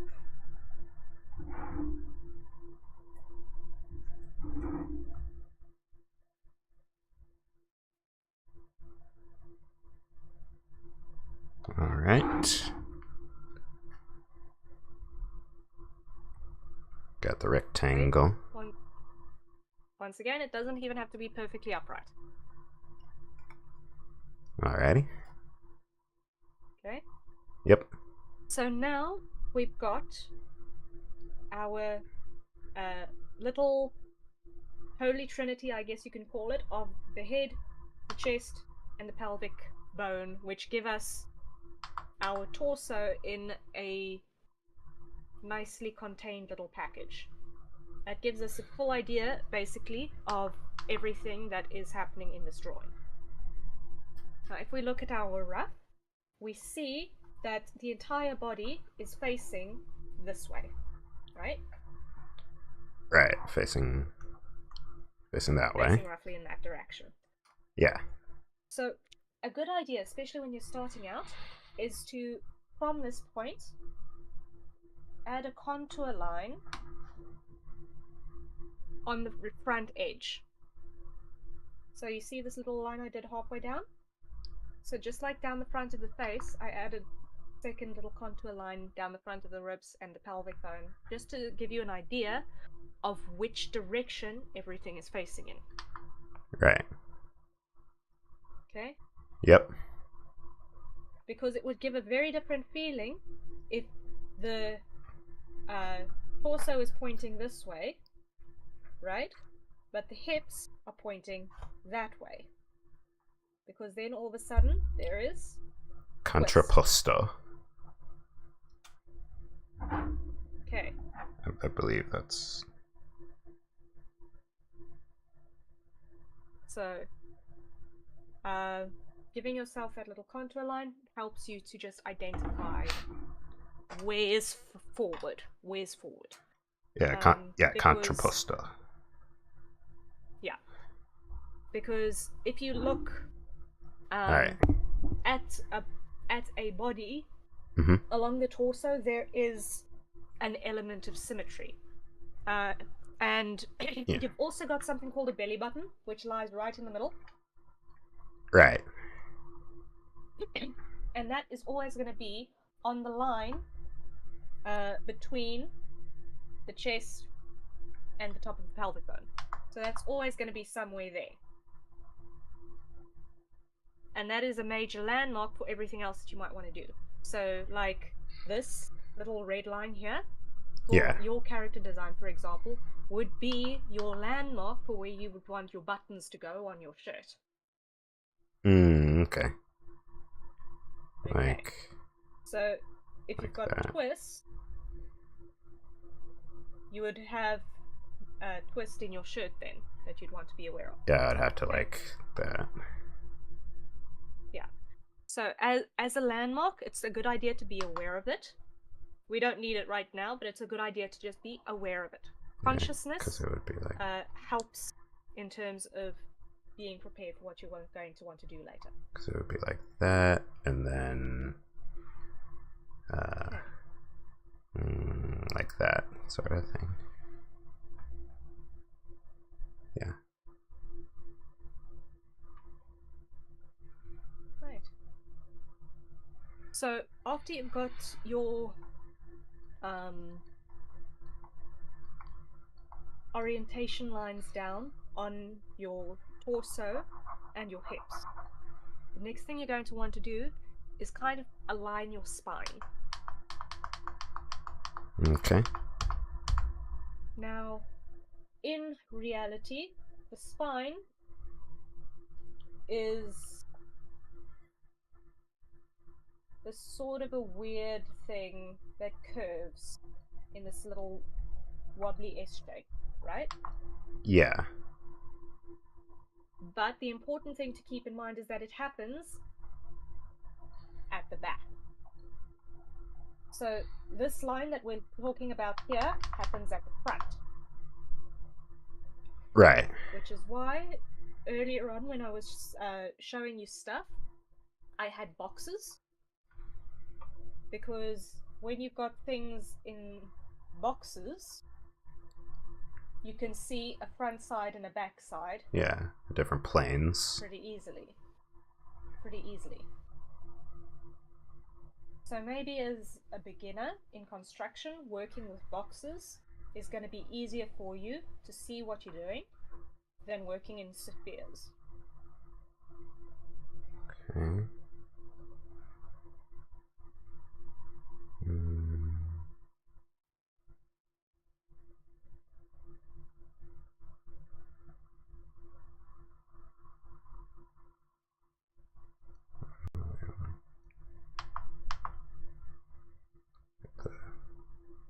Box right here. We're putting a sphere in a box. Gotta put your sports balls away. The soccer ball goes in a box. Let's see, there we go. Everything goes in a box.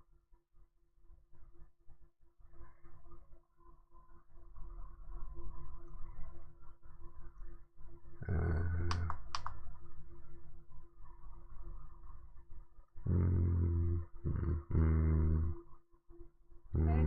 Once again, it doesn't have to be perfect.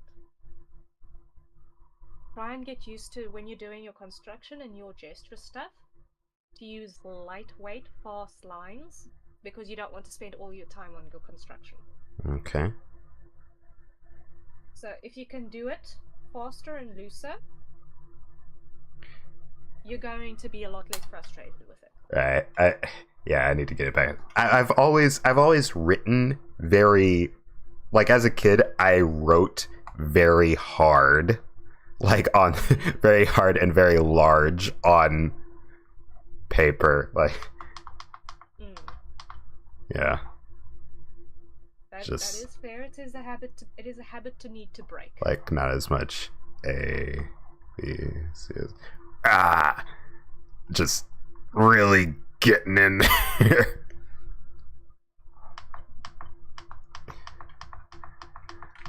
But yeah. I'm also someone who has a habit of pressing hard. And it actually injures you eventually. Okay. So, yeah, if you can work on doing lighter, looser lines, it's gonna help you. It'll also give you a little bit more freedom, and you're actually gonna find that because you're not working so hard and so slow, you're actually going to have a little bit more control and stability. Gotcha. Yeah, okay. So, try it a couple of times, get used to it, get the feel of it.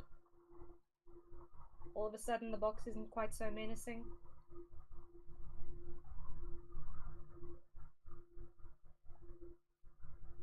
Yeah, there we go. Also just getting used to the feel. Me being a old man over here to hurt. I'm more used to paper. Yeah.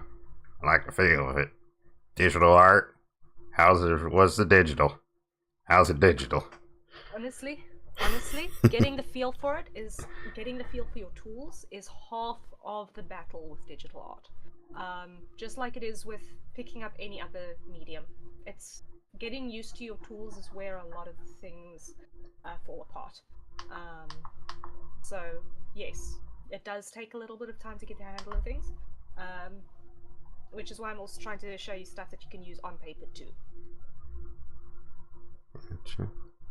Yeah, I'm especially trying to learn more how to do it in digital as well, because like, well, if I want to make any kind of like assets for my content, then well, I don't really have a scanner. A scanner. Yeah. So so I would have to make it digitally eventually. Now, like if I'm like designing stuff or coming up with ideas, like I'm probably still like do it on paper. Like I've been working on like a mascot design a little bit. Cute. So yeah, and Nice. like once I actually get on paper, like okay, this is what he's gonna look like, then I'll try to draw it in digital. I figure. No, that's a reasonable process. I mean, if I had to do all of my ridiculous hours in the morning doodles on digital, my computer would have no memory left. Like none. Yeah. So I understand. And also for your little rough exercises and so on, you don't always need to save everything. But yeah, doing your boxes like you are now is absolutely a critical thing. What you can also do.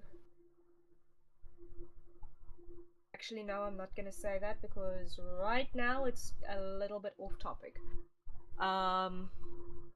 For where you are at presently. So we'll get back to that at another stage, I think. Okay.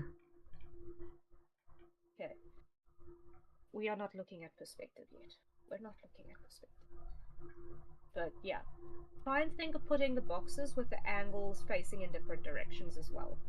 So sometimes the front face is pointing more up, sometimes it's facing more forward, sometimes it's facing more left, sometimes it's facing more right. Right. Give it a couple of variations as well, so that you don't always draw the exact same box. Right.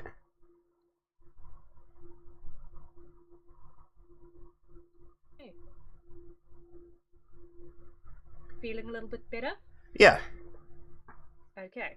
So now what I want you to do is erase the circle in that very heavy square box under your head and show your a rough layer again.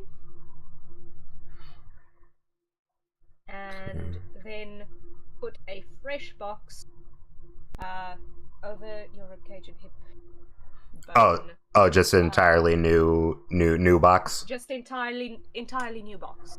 Okay. Also, try and keep it nice and light. Right.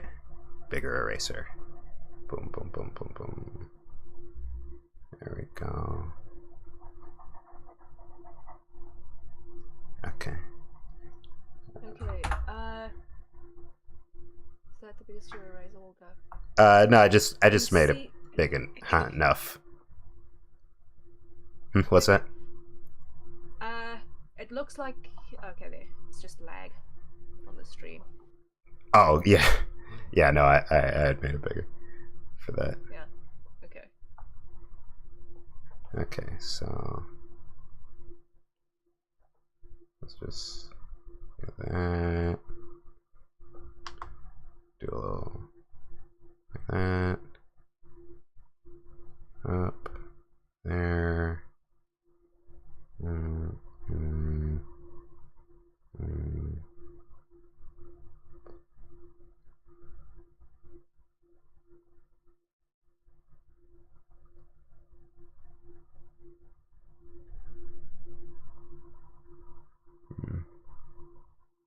That doesn't look right. That doesn't look right. I think I did it up a little too high. Try and bring, yeah. So if you see that you did it a little too high, erase and pull it down. I had aligned the top of the front face with the top of the shoulders, but that wasn't correct.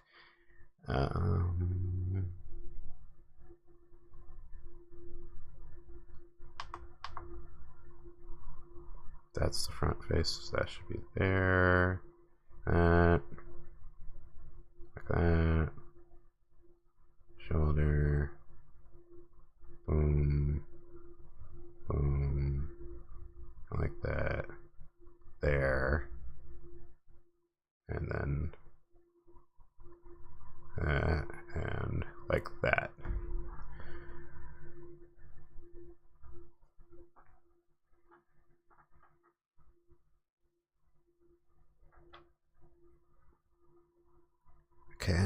think that should be good.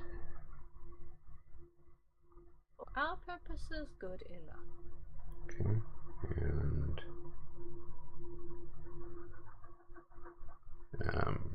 just make it bigger.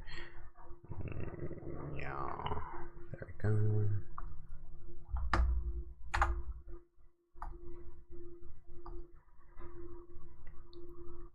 And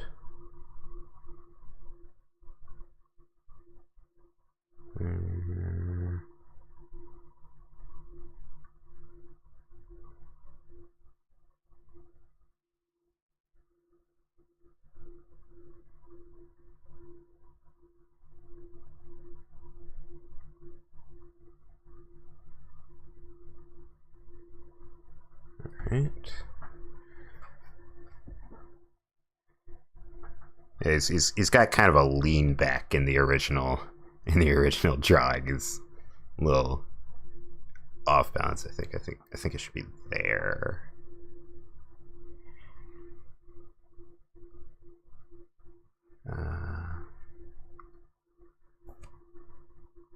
Okay, so like the middle line is about there.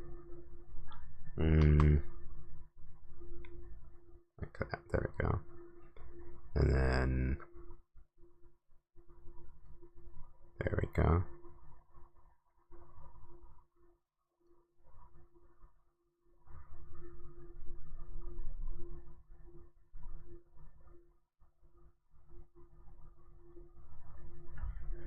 Okay. So I've got the looser boxes. Okay. So the next thing we're going to do is we're going to add our spine into this entire mess. Okay. So that should be aligned with the back planes. So, one thing that you can do to kind of cheat this, right, is if you've got your box is kind of split in half, like this, right? Yeah. Okay. What you can do is just on the inside of these, add a teeny curve. Okay. Between those. And that will give you the idea of what's happening in the spine there. And that curve always points inwards a little bit. Okay, so that's not like that.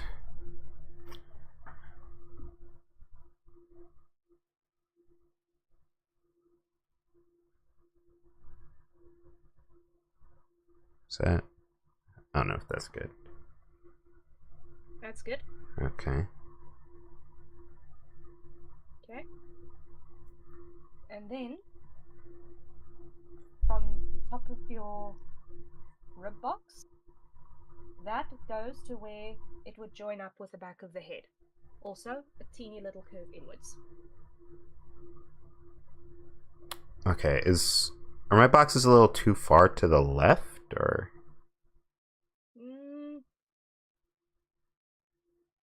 You can use it. Okay.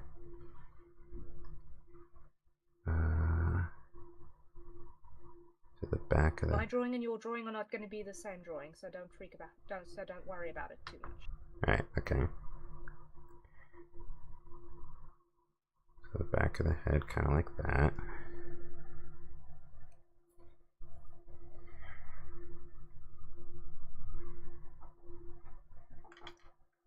Just fighting against the perfectionist tendencies. I know the pain.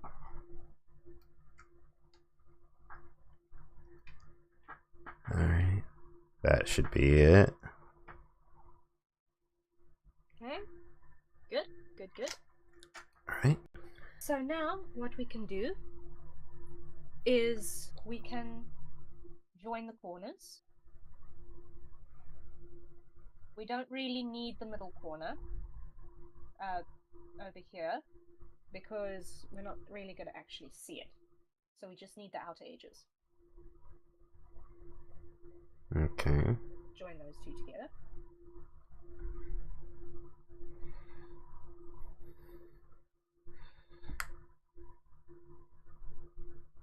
Alright, joined. Okay. Now what we're going to do is we're going to draw a little triangle from this front corner here to basically the bottom of the ear. Right? Okay. And to the bottom of where the other ear would be on this side.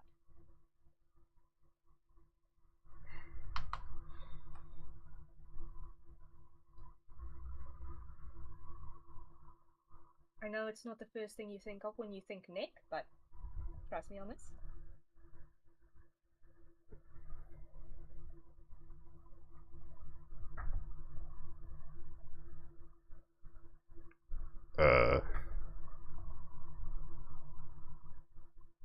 Ooh, it says your live stream is offline.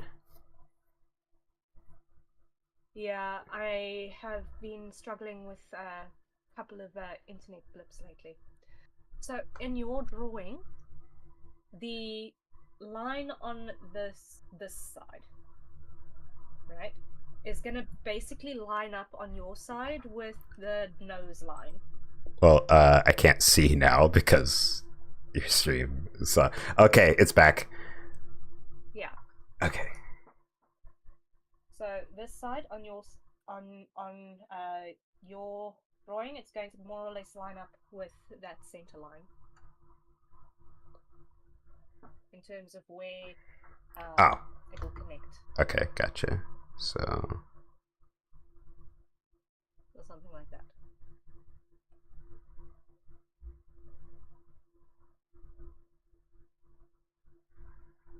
okay, so something kind of like that.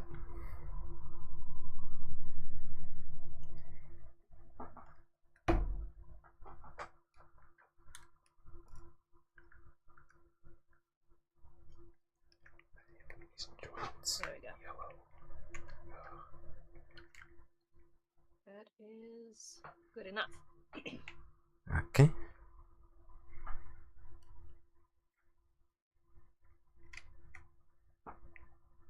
All good? Yeah. Okay. The question mark is most audible. No, no, sorry. Okay. No, it's I believe it's good.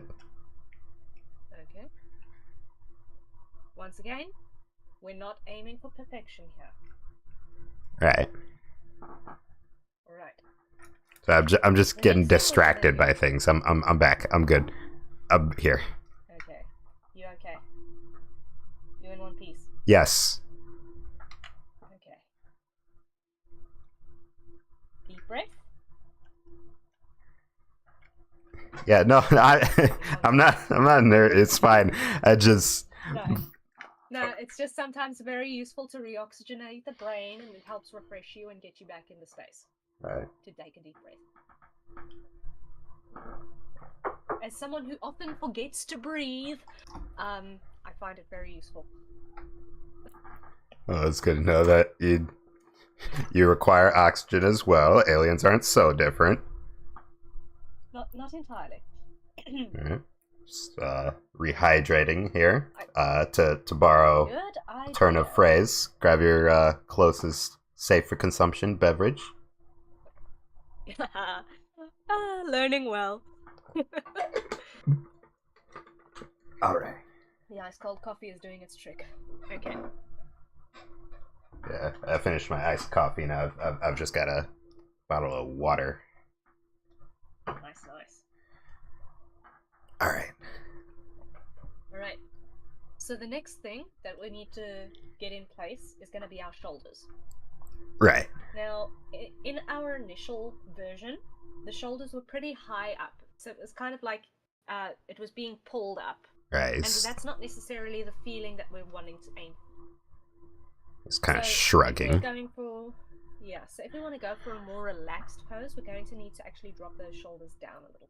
Okay. So what you're going to want to do is basically align the top of your rib plane with two little circles around about as wide as what the side plane of your rib box is. So okay. roughly like that. Once again, does not have to be perfect, but things that are further away from you are probably going to look smaller than things that are closer to you.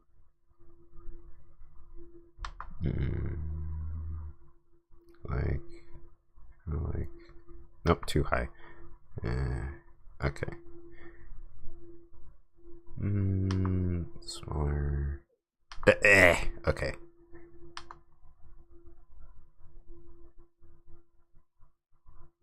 That doesn't look right. Okay. That one Okay. on the left side, pull it outward a little bit. Okay. Because at the moment it's kind of clipping into your box. You want it to be outside of your box. Okay, more like that.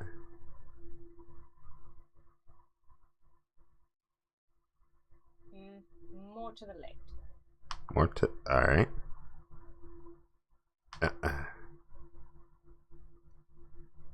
Is that more? Don't. Okay. Alright. What you're looking for is keeping the size consistent, but just pull it outward a little. Okay. Take on it. Alright, is that. Struggling with this left shoulder here. Alright.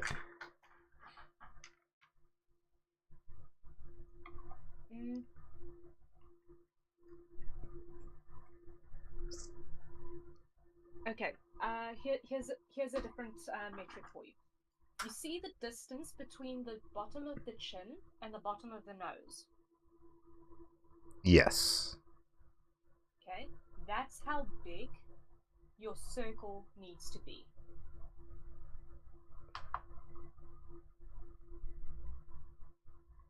It looks the right size. So it needs to be a little bigger.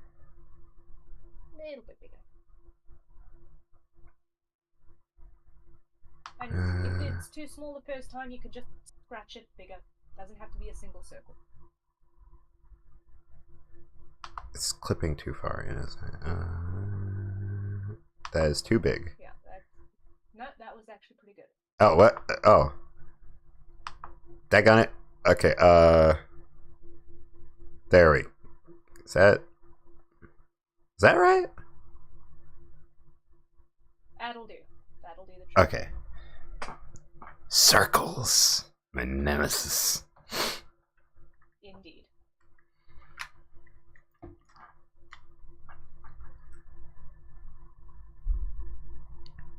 Is this other one not the right size then? You might want to correct that and pull it down a little bit.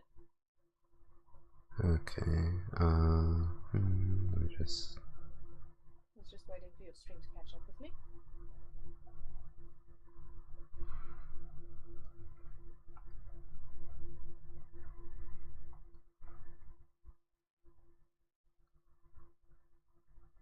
The nice thing with sketching is if the first thing that you draw is too small, you can just add a layer, and just pull it outward and just ignore what's happening in the middle.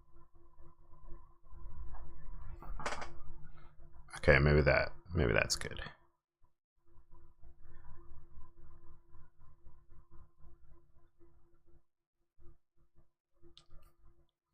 Does it need to be? I guess it should be bigger than the backside one. Maybe just a little switch. My internet is really crying at the moment.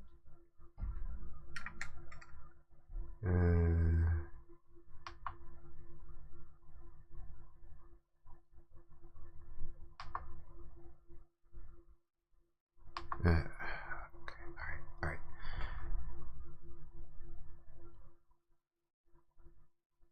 I think that's good. I think that's good. That is good. Okay.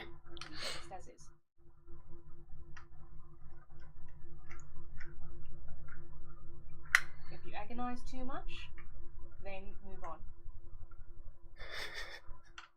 Yeah, I kind of just. Yeah, sometimes it's just. I'm like, try a line. That doesn't look right. No.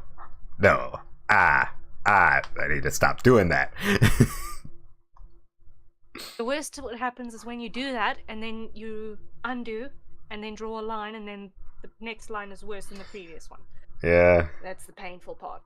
Yeah. Because sometimes you draw the perfect line and then you think, no, it's not good enough, and then everything else looks not nearly as good as that one line. So, you know what? If it looks good enough, stick with it. Alright, yeah. Okay? Yeah, perfect is the enemy. Good. Uh-huh. We're moving forward. We're doing it live. We're doing it live. Okay. So now, if we hide our rough layer, we should see all of a sudden that we've got a very different looking construction going on. Okay. Can't necessarily see entirely clearly when we've got our base visible. Alright.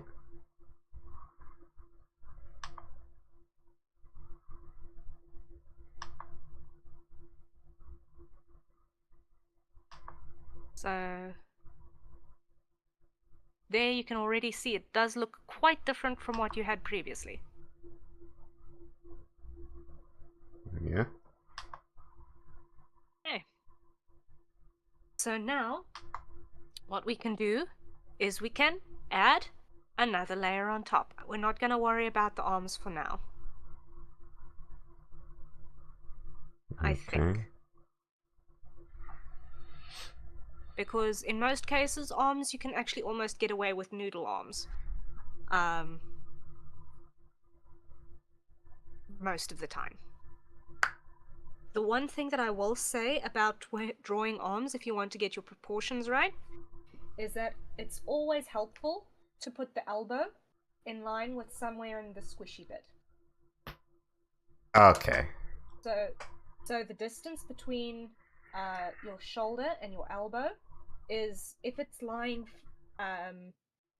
loose against the torso, it's going to be in the middle of the squishy bit. Yeah, a little bit below the bottom of the rib cage. Yeah. So if that is our rule, then anywhere up this arc, we can put our elbow and it'll be in the right place.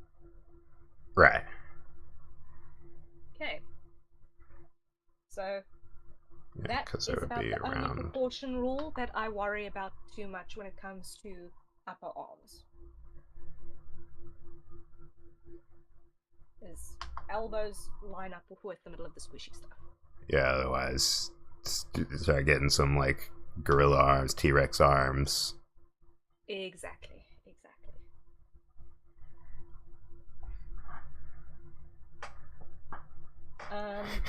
Sorry, I can't help seeing the current spot where the drawing is on your end as like tiny, teeny, tiny little arms with the little ball hands. I know, right? It's just anyway. Now, Okay. considering that I'm like an avian alien, I'm going to throw in the bird pun here. So if I was doing the little chicken dance right now, right? Yeah. The wrist would be up there, and that would be chicken dance. Right. Weird funky hands. Wrist. The distance between the elbow and the wrist is the same as the distance between the is the same as between the elbow and the top of the shoulder. Yeah. Basically. Yeah. Unless you're purposefully getting funky. Yes. Gotta know the rules before you break them.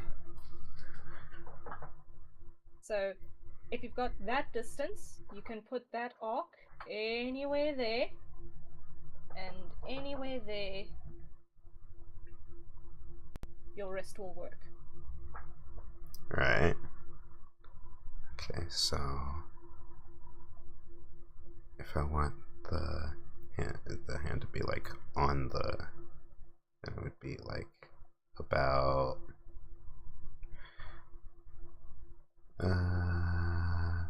it's like that. So that would be about it. Right.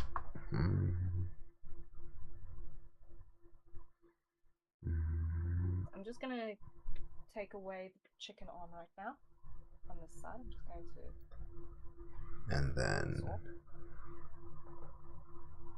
this would be so like. Oh.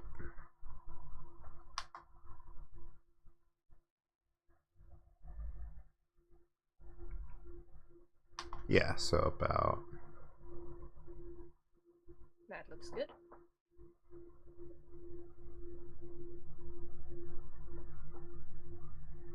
Oh.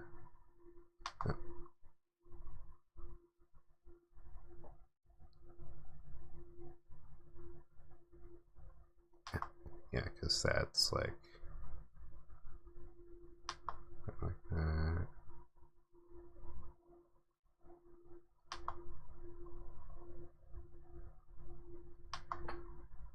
Yeah, that looks correct. Okay.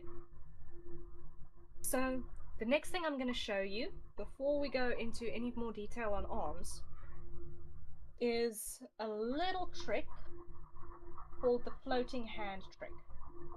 Okay. Okay. So I'm going to erase the elbow and everything. Now the floating hand trick basically says that if you've got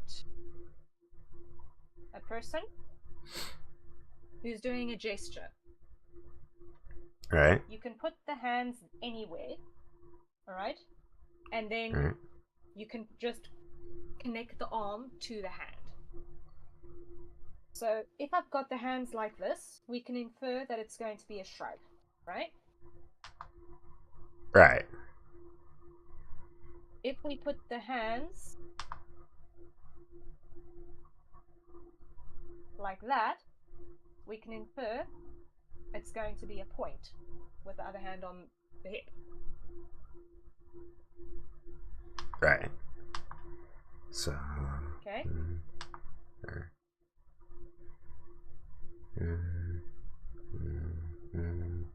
You're like there, like. Okay. Let's not worry about this. I've created disco. Okay. So, if for example you wanted to do a salute, you could put the hand there, and then we can use our little rule of the distance between the shoulder and the elbow to build where the arm would fit in that space. So yeah, so that would be like, so about that, and then like that, I think.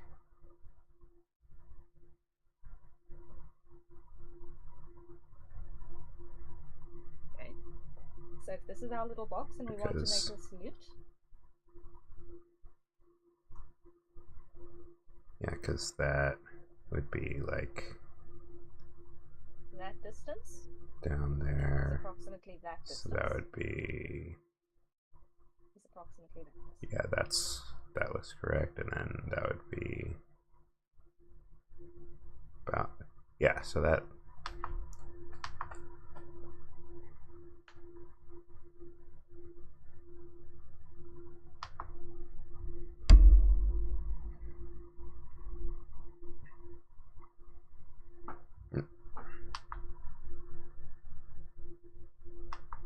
And then that one would be like.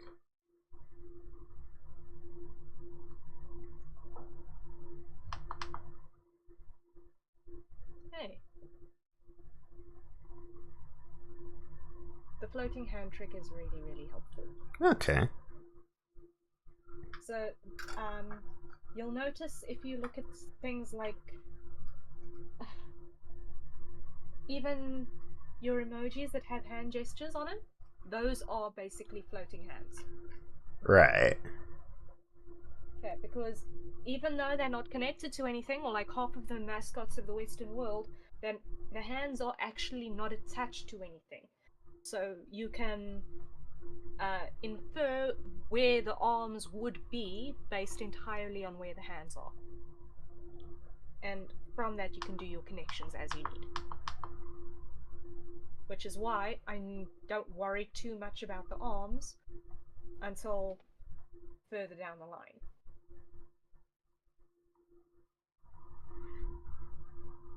Gotcha. Exactly. So, the floating hand trick is a really, really big help. And I'm gonna show you a shorthand for drawing hands that I used since I was 12. Okay. That is really, really easy. Okay? It's by no means the most accurate way of drawing hands, but if you just need a basic open hand pose, you can get away with it. Right. And that is to draw a straight line. We're going to imagine that the hand is pointing downwards. All right. Then we're going to draw a triangle out of that.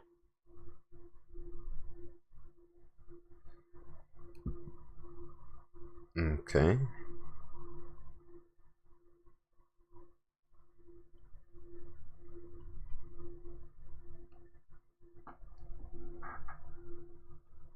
Add another triangle roughly.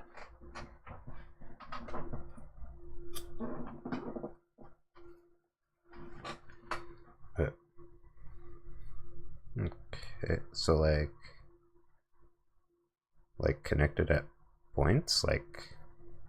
So basically, tiny triangle at the top of the big one. So this is a right hand seen from in front, basically.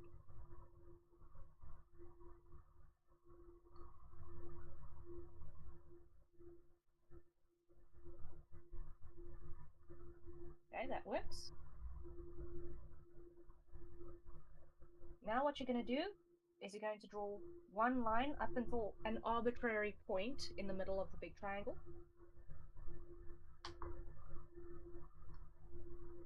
Okay. And another line slightly off.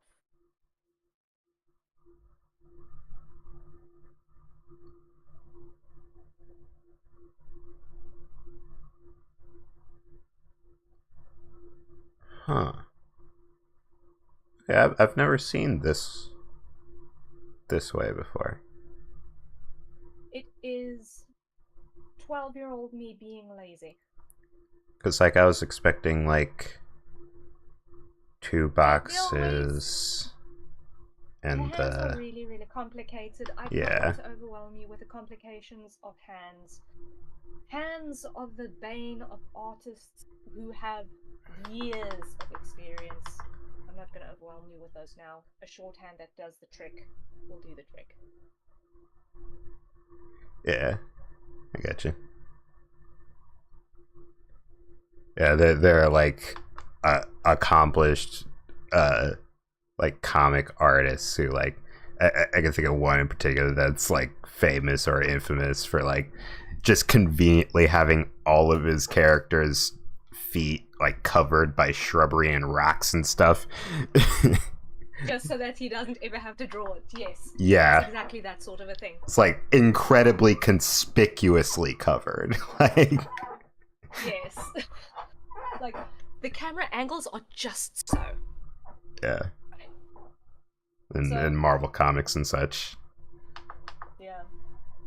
So with that, what I like to do is add a little rectangle on the bottom end of the teeny triangle to be like the tip of the thumb.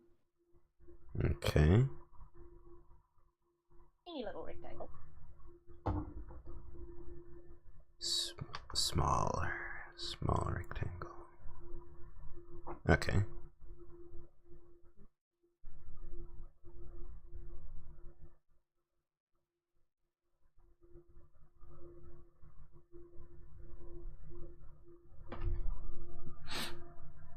That's good.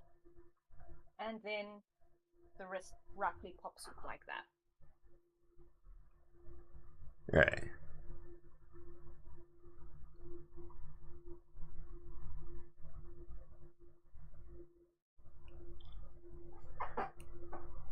And we have 4 fingers, like any self-respecting cartoon. Exactly. Just Now, this bop, pose is bop, based bop, entirely bop. on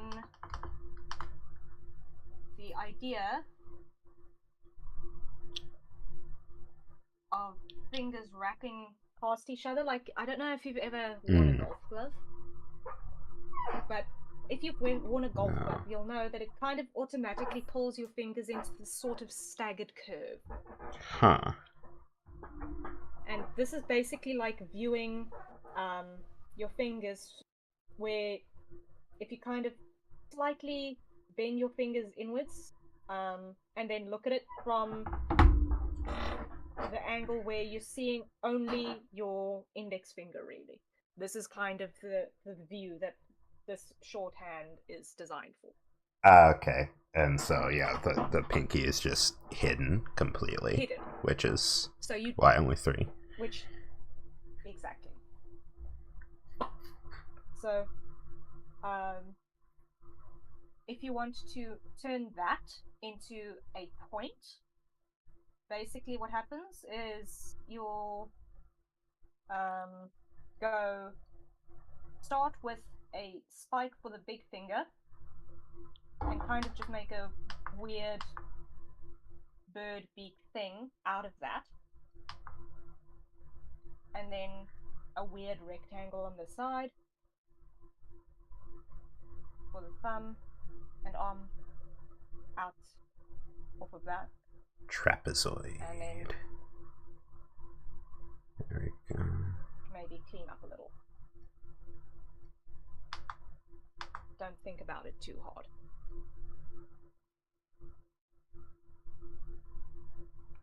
Okay. When you're doing shorthands for gestures, honestly, you don't need to think about it too hard. Gotcha.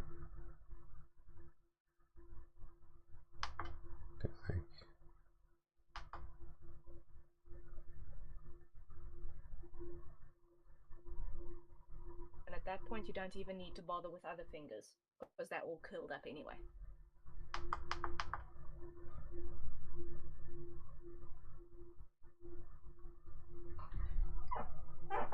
Okay.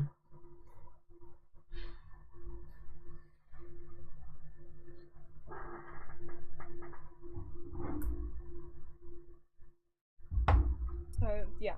Basically what I end up doing is, if I've got now my construction, and I want to now add my floating hands to my construction for the purposes of my sketch, what I will do is I will actually just do a triangle, maybe 2 triangles, to give the sense of what the hand is doing. Okay. So 1 triangle for the palm and the other triangle for the fingers. Right. So the triangles give a bit more of a sense of like what is being done than like boxes. Rectangles, yeah. Because here's the thing, right? Hands are bendy, like really, really bendy. And the thing with is nice when you can do triangles is that there's a lot that you can denote in a triangle that looks like that with weird curvy sides versus a triangle that looks like that versus maybe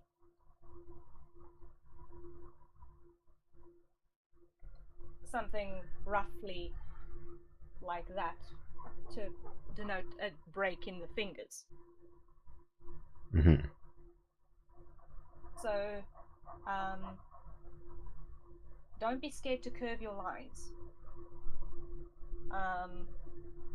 Even if you're drawing someone pointing, start with a banana on a box. Boom, they're pointing. There's Okay. Or like a thumbs up.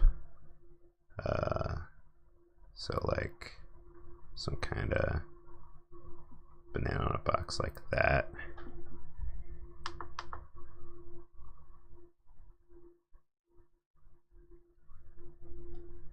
Like that. I mean, like a hand on the hip would be a bit more like that, but then if it was like, what was the thing that it was a triangle like that? There we go. So so it'd be a bit more like if it was like that, then it'd be about here. Maybe like, So if I can give you a tip, if you've got your arm and your wrist, okay? yeah. When you're doing your shorthands, do one triangle, your palm triangle pointing to your wrist, and your finger triangles pointing away. Gotcha. Okay. And that is a hinge. Okay, so like, actually just put it like this to figure out. All right, now I can floating hand. It's about like that, and then So you don't have to worry about where the elbow is going to go when you're doing your floating hand. As long as it doesn't look like the arm is going to be completely disjointed from the body. right.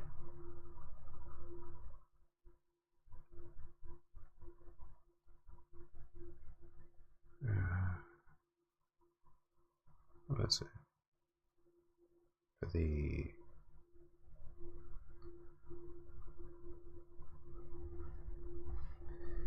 try to put it somewhere above, because ran out of space. It's just at the waist, so it's kind of got to have it out there. But whatever, we're working with it.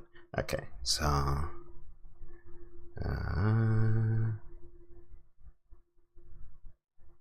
like that. So like that, and it's kind of foreshortened, I guess, or just a very large hand. Well, that you know that foreshortening exists is a step in the right direction. Thanks. I may not be super good at doing it, but yeah, I've seen like examples, and yeah. No, that is something that is going to be easier when you have practice looking at perspective a bit more. But yeah, try and avoid it in the early stages because it's very easy for it to look a little uncanny. Yeah. But I will send you some exercises off stream to work on for perspective that will help you develop that when you are ready for it. I appreciate it. It's one of those little things that's going to be helpful for you later down the line. Alright. Something now, like let's that. try and get our little thumbs up more in proportion with our head. So, you remember when we were doing our shoulder construction? It's about about the same size as the shoulder, I'm guessing? Yeah. So the width of your hand, and you can more or less Yeah. test this. If you put the palm of your hand on the front plane of your opposite shoulder, Yeah. you'll see that it basically goes from your armpit to the top of your shoulder. So if you put your fingers pointing outward, you'll find that proportion is really, really similar. Right. So the width of your hand is about the same as the height of your shoulder, Got my hand kind of where like it connects that. to the torso.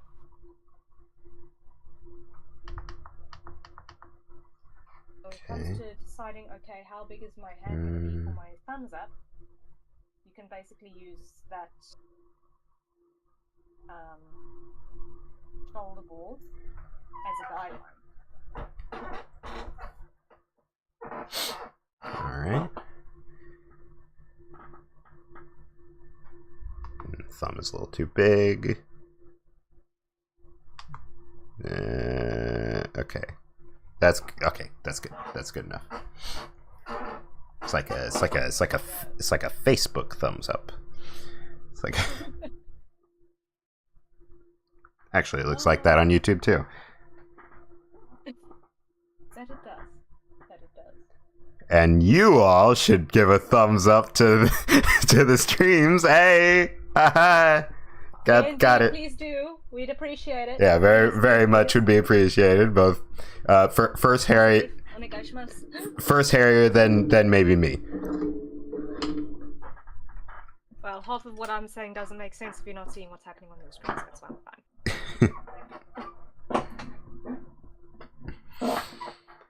Right. All good? Yes. Okay. So, we've got more or less now the same pose going on. Mm-hmm. So now we can go and add our arm mass, I guess you can call it. So, for now, we are going to cheat. Because cheating is perfectly viable while you are still getting the hang of the basics. Right? Okay. So, what we're going to do is you see this little knot that's the end of the elbow? Right. From that to your wrist is literally going to be the outside line of your arm. So it is basically, and I just want to make sure that I have not got completely forgotten everything that I never studied. But it is essentially the ulnar bone. Like, in your arm, you've got the radius and the ulnar. It is the ulnar.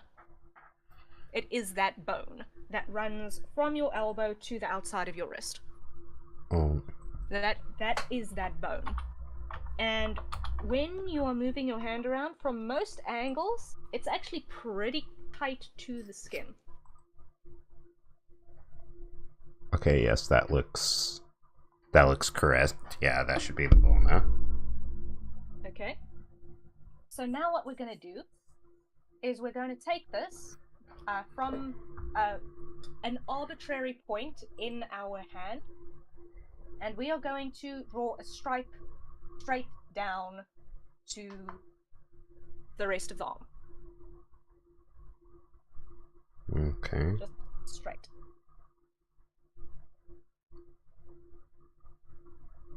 Okay, so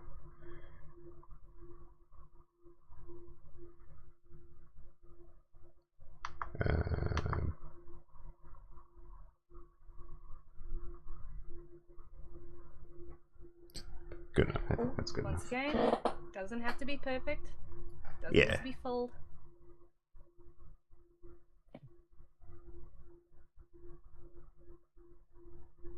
Okay. Alright, I've got it. then what we're going to do is we're going to take a tangent off of our shoulder circle. And we're going to arbitrarily pull that down on both sides towards the elbow. Roughly like that. Okay. Like that, and then there we go. So from that point to the bottom tangent of the shoulder, ball,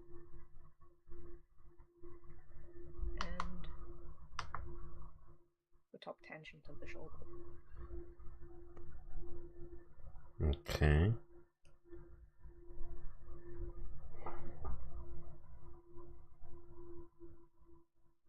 And boom, you've got a low detail arm done. Alright. It reads like arm. And yeah, and that also kind of gives you an idea of like, you know, there's some like overlap when the arm is there, right? So like and all of that with the elbow. Exactly.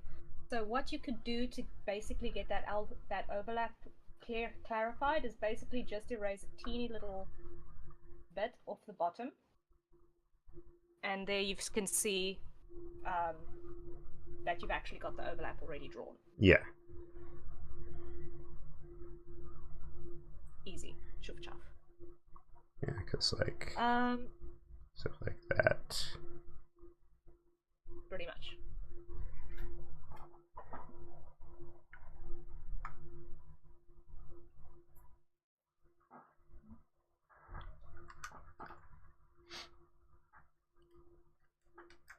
Yeah, that's also one of the things that Sonic Heroes ignore, because they've got the noodle arms. So I was drawing those as a kid, but that's a little easier than stuff like wrinkles and proportions. But yeah, it's one of the things I actually do kind of get. I would kind of ignore like how the clothes wrinkle at the elbow, or I would just draw, you know, short sleeves. But you know, yeah. Baby steps. Yeah. Baby steps.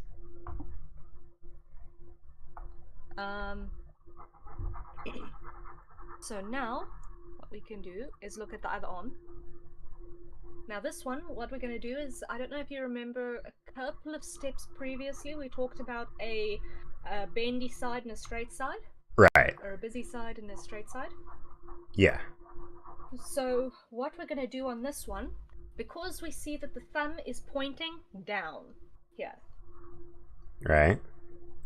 Where the thumb is on the lower arm determines what's going to be the bendy side of the arm. Okay. Okay.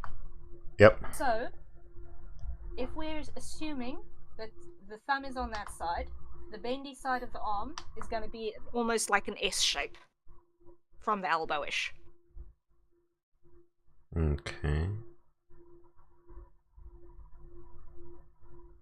And depending on how built someone's forearms are, that S can be more or less pronounced.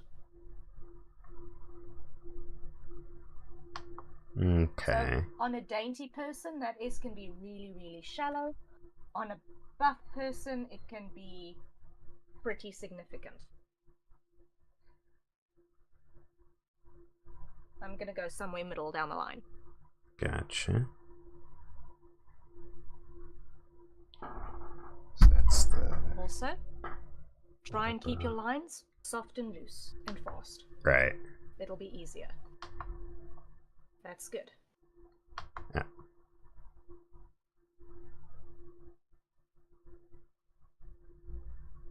Hmm.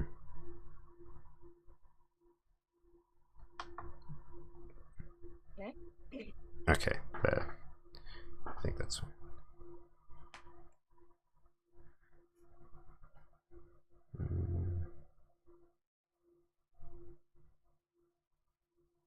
Okay, we're there.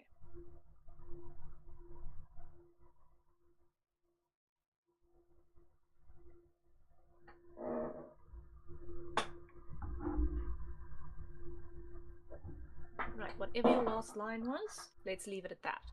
Alright. Okay? Alrighty. So, then what we're going to do is we're going to take a tangent from the shoulder to the start of that S line. And that is going to be basically a straight.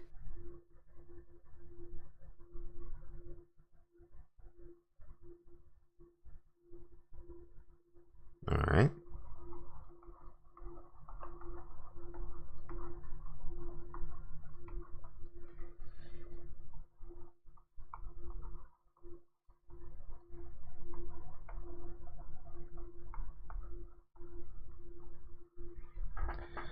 Okay?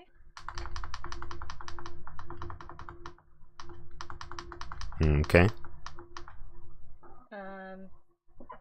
And then on this side, what we're going to do is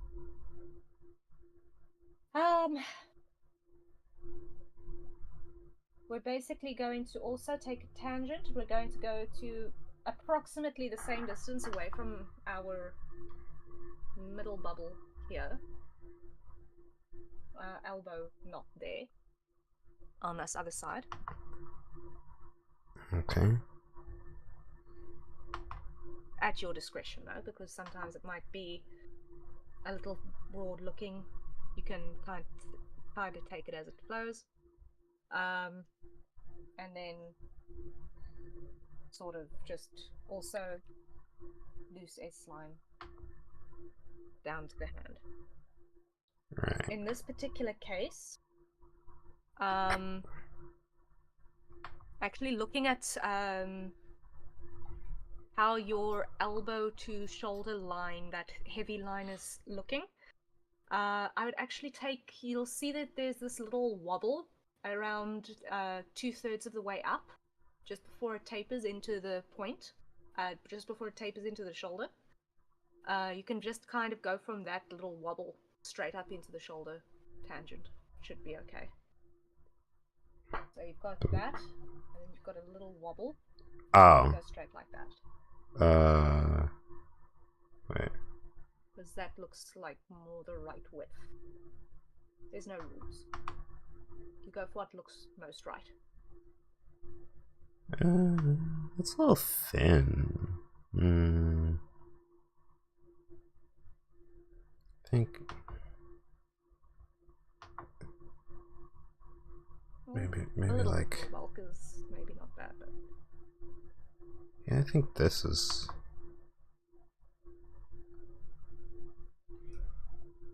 I think that looks okay. Yeah.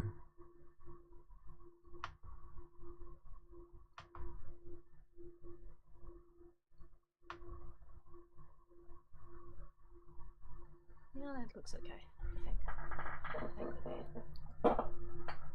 Looks about the. It's like a little thicker than the back arm, so I think. So I think that. And also, it's right. not. It's not the easiest arm position as well, because it's also.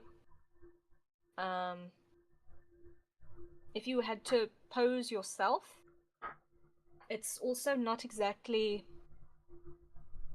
the easiest way to hold your arm to get your hand in that orientation, I guess. So like if the elbow was in that position, I'd expect the hand to be pointing in a different direction. Yeah, I wasn't really thinking about the pose so specifically. One of the things that you're gonna want to do to not have weird stuff happening is actually physically pose yourself and see, can I physically do this, or is this something that a dead bird would do? Oh, dead bird. Okay. Yeah.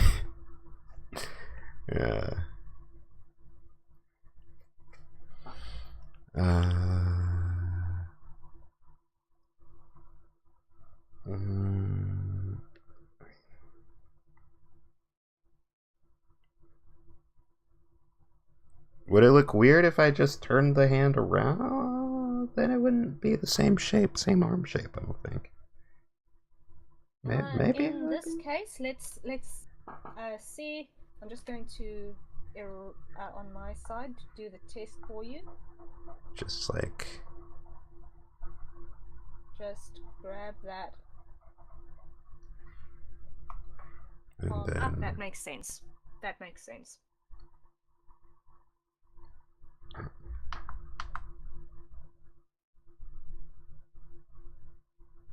So if the thumb is pointing up instead of down, that makes more sense, yeah.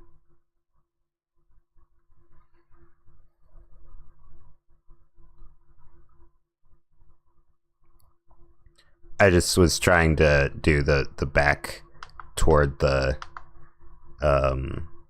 toward the viewing angle, because I didn't say anything about like the palm facing forward, because then you would have the fingers not like being hidden by the rest of the hand.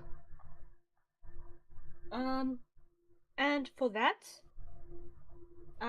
there is also a cheat. Okay. There is also a cheat for that.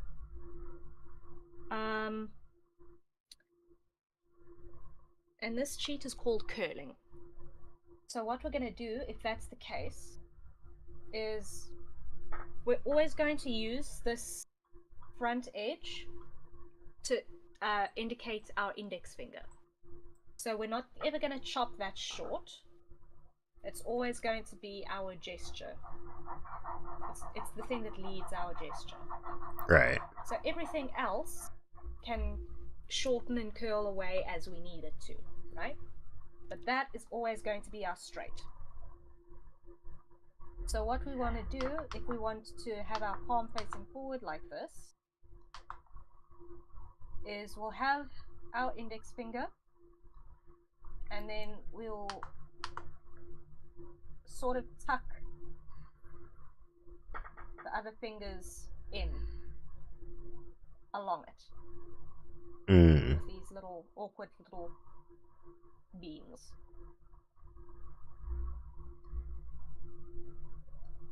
And if we keep this palm across bar thing going, that actually acts as the wrinkle line for where it would fold almost.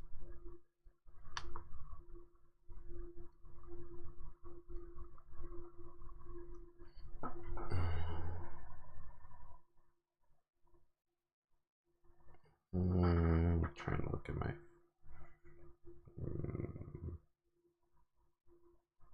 Good enough.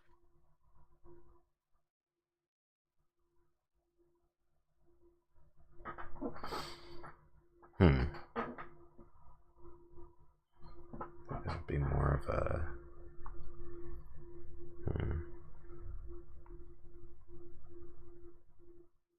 Okay, good enough. Alright. Okay. Remember, this is just very, very rough to give us an idea of what we're actually building off of. Yeah. Okay. This is only second layer construction. Right. Now, if you zoom out again, you'll see that we're mostly there, except the neck is looking still a little bit feeble. Right. Right? So what we're going to do is basically from the corner of our shoulder, of our torso box, to the base of our neck over here. What we're going to do is we're going to add a halfway line on either side of that. Okay.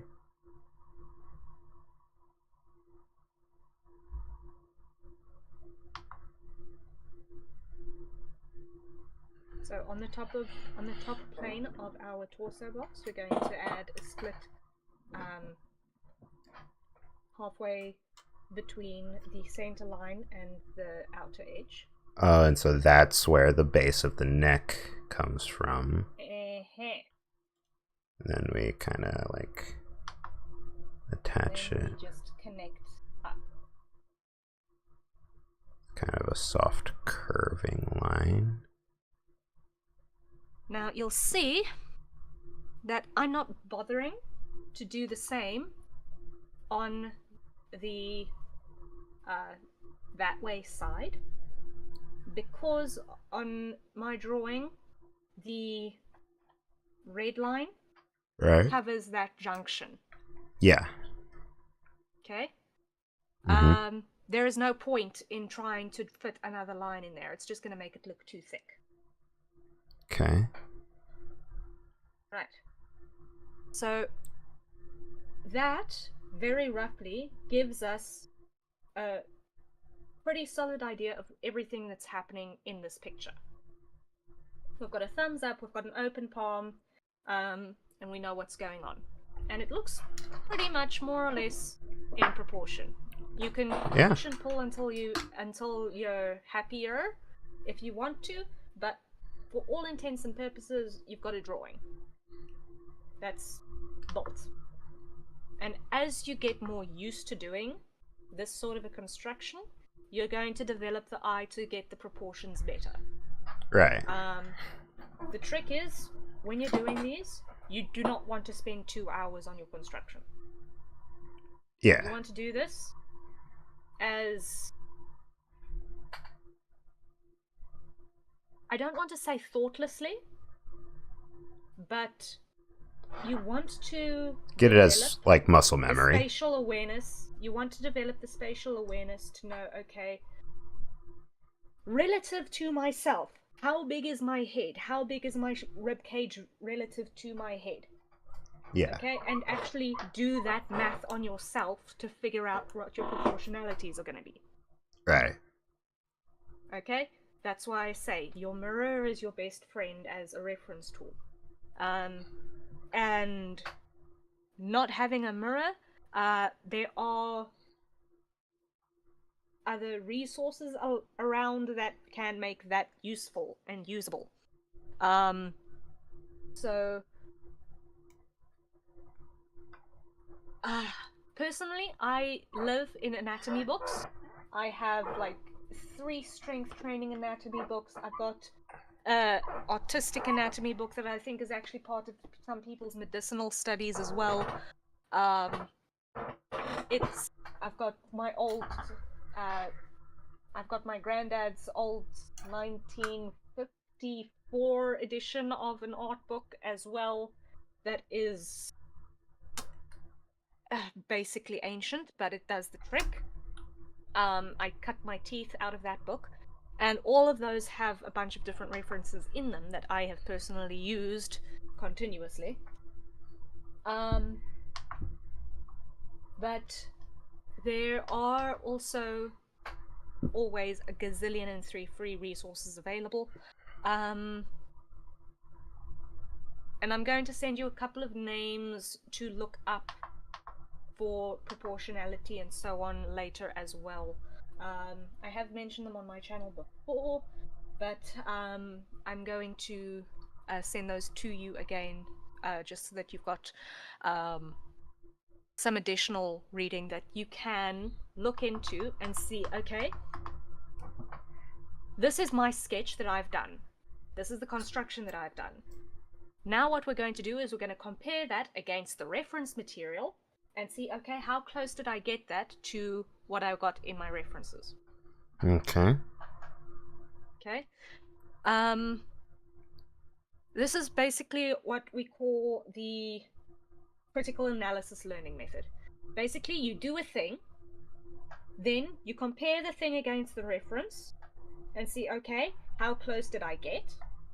Then you do the thing again with the reference and see, okay, how close can I get it? And it should be a little bit easier. Alright. Alright? Yeah. And then you're going to do the thing again without the reference and see how much you learnt, comparing that against the one that you did with the reference. And basically it's going to be a continuous step-by-step of checking yourself against your reference and seeing, have I actually learnt, or was I just copying things basically on a one-to-one.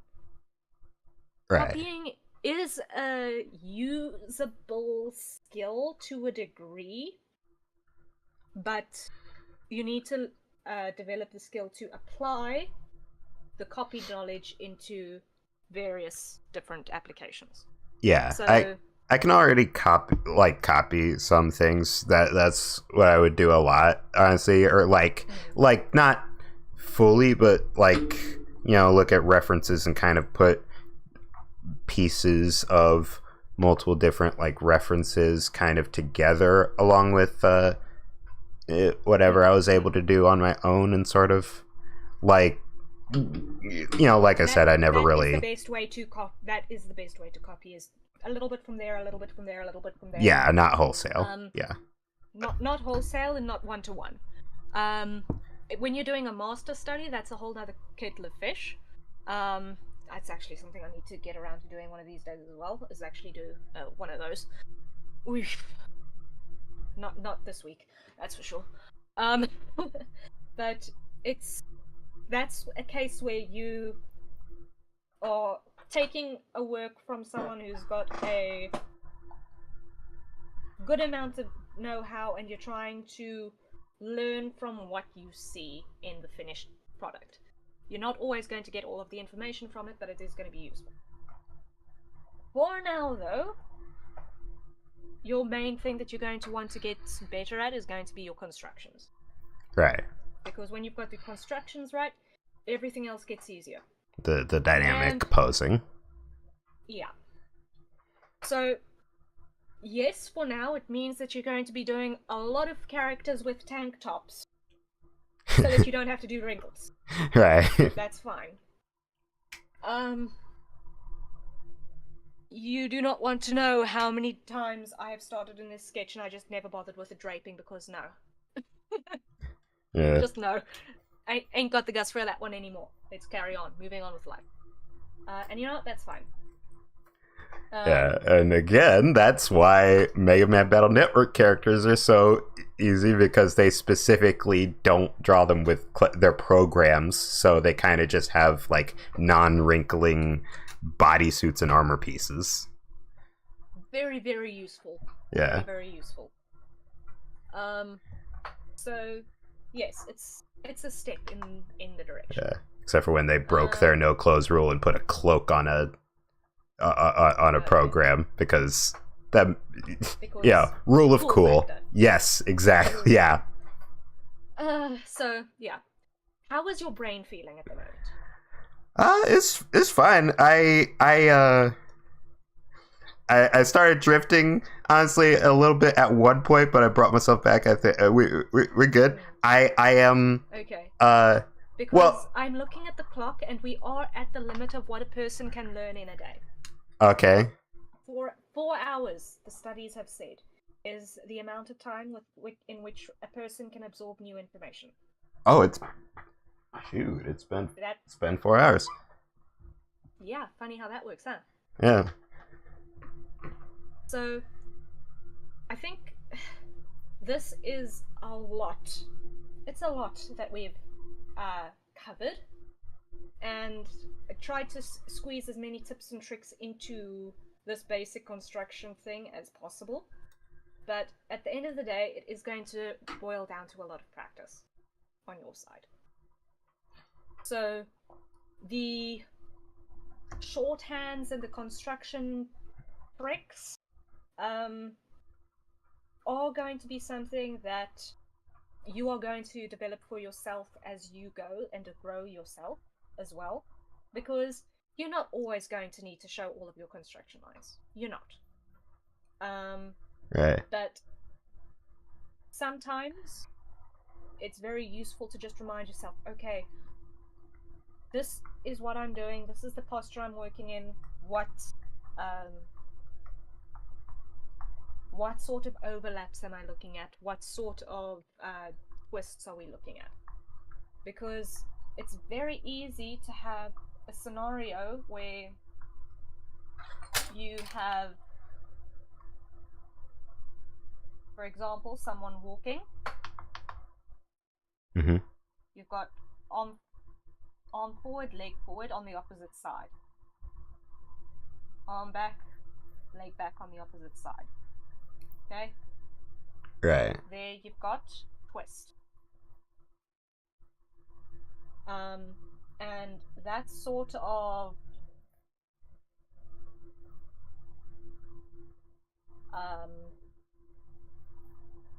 dynamic movement and something and so on is something that is going to take a little bit of time to develop.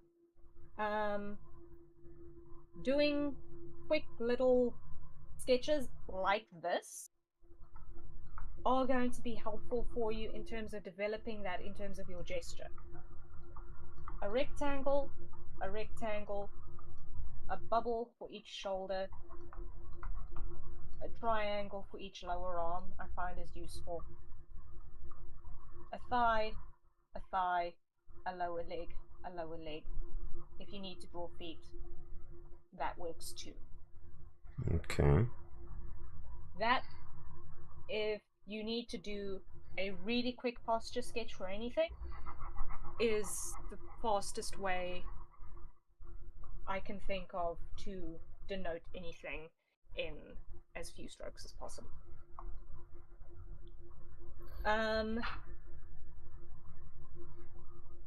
This is going to be available afterwards, obviously, because we're on YouTube, not on Twitch. So, Yeah.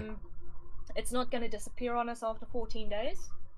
So, if you find that you can't remember something and you want to look up on it again, you'll be able to scrub through to find that exact thing again, and it won't be an issue. I will be sending you a couple of recommendations. You will see quite frequently that I will be reposting things on Twitter as well, from a certain page that's got like all of the tutorial information on it. They have basically an entire library of free tutorials in all of the categories on their page that they're constantly updating and reposting and all of that. So I will be letting you know about that. I will be sending you their handle as well, but you'll see it's the Etherington Brothers page. They've got brilliant resources that apply to all art styles. So for now, what I think you should do is just focus on getting your major boxes in place. I think that will be easy. And for just interest's sake, if we're looking at our proportions, if a person is that tall, basically what will happen is their entire torso and head basically will fit in one section like that. Right. Yeah.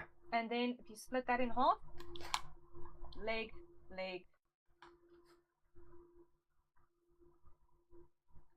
like so. Gotcha. Most of the time, that's what the proportionality is going to be in terms of splitting upper body from lower body. So the main thing is, of the legs, your knees is always going to be in the middle of your leg height. Yep.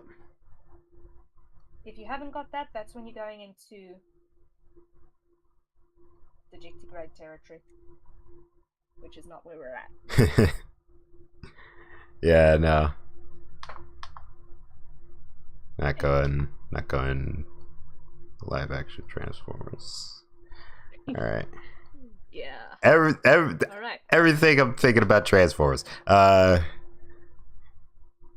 lot of the mecha is strong. The mecha is strong. Yeah, well, in the live action movies, they made a lot of the Decepticons, the villains, have digitigrade legs just so they would generally look less human like than the Autobots. Yeah, I also noticed that it's trying to add the uncanny factor. Yeah. Make them more other. They're also a lot more sharp. Yes. More hereditary. All of yeah. that. But yeah, I think that is where we should call it for today. But yeah, if you've got any other particular questions that creep up at you along the way, feel free to shoot me a DM. You know where to find me. Yeah, well, I appreciate it, and I'm Yeah. definitely looking forward to. I'm gonna try to carve out time to practice these things. Maybe maybe If I'll you make put in some. 5 minutes a day, if you've only got 5 minutes in a day, um, then you can still practice these basics. Honestly, I'm actually going to send you a video by a guy by the name of Mark Burnett. He runs the YouTube Art School, brilliant course as well. And he's got a video on how to practice if you've only got 5 minutes in a day, Okay. which is really, really brilliant. So I'm going to send you that video. Check it out. And yeah, I wish you the best of luck with your practice. Thanks, I appreciate it. You're really going above and beyond. Yeah, yeah, I need to do all of this, but I appreciate it. Um, and No.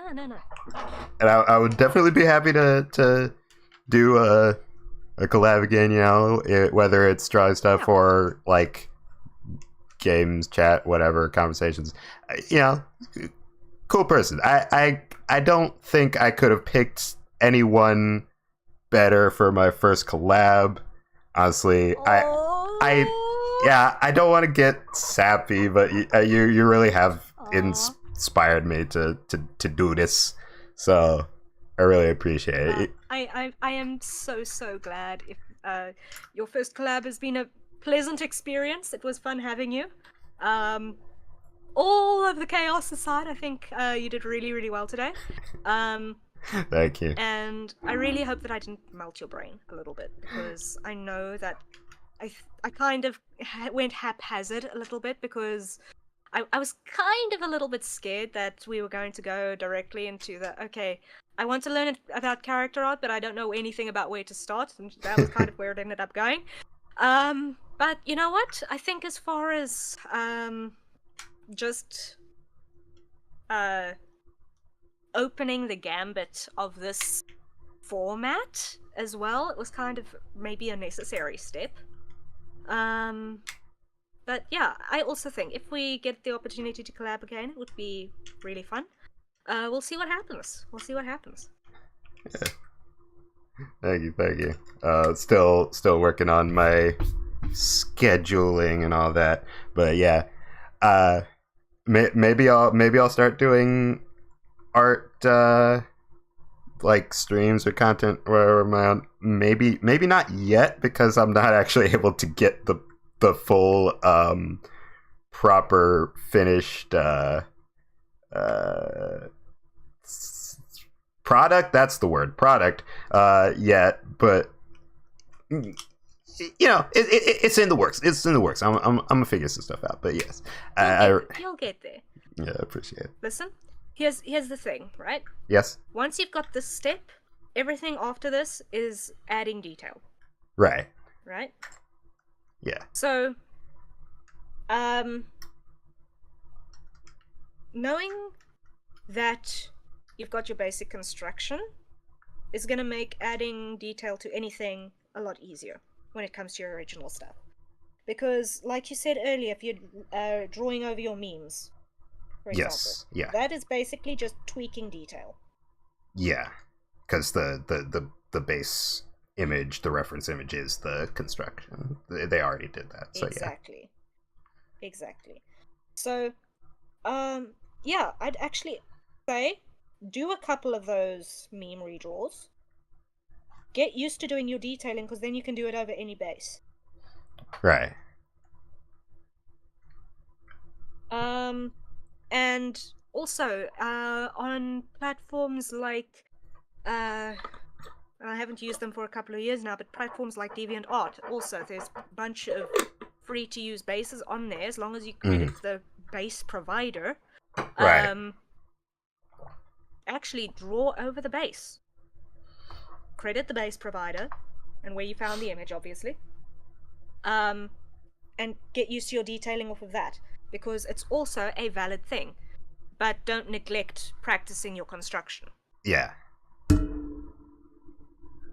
So, I'd say, as far as gathering assets and resources go, see what you can find that you can use and detail for the short term, but still build on your construction and such for your long-term development. Right. Because keeping that balance is going to be the key to not falling short in either category. Gotcha. Right. Yes, Professor. That's your title, not I. No. Today I am but the learner. But you have done well, and I appreciate your time. This morning in your time zone. So yes, it has been a good one. Indeed. All right, so I'm going to leave you be. Let us say goodbye to our respective streams, and yeah, we shall see you when we see you. Yep. So yeah, if you like, oh wait, hold on. I should go to my own. Okay. Bye. Bye.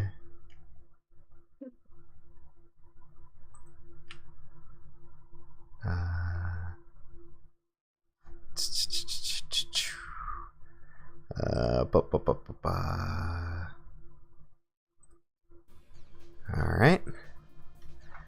So yeah, it's been quite the informative stream. It's really fun. Harry is a really cool person. Really knowledgeable about these things.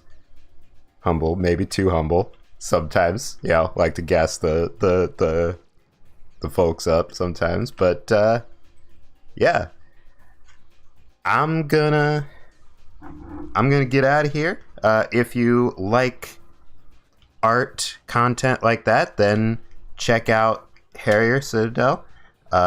The link is in the description and in the pinned comment for you VOD watchers. If you are here, should just be in the description there. Or actually, you can click her name in the title. So yeah, check her out and watch out for art content possibly on my channel as well. You can shoot me a like, shoot me a subscribe if you like what you see. I also do gaming content. I'm working on doing some scripted sort of like video essay or like maybe theory type stuff. So yeah, check it out. And I am gonna get out of here. Everyone, keep chilling like a villain. And I'll see you later.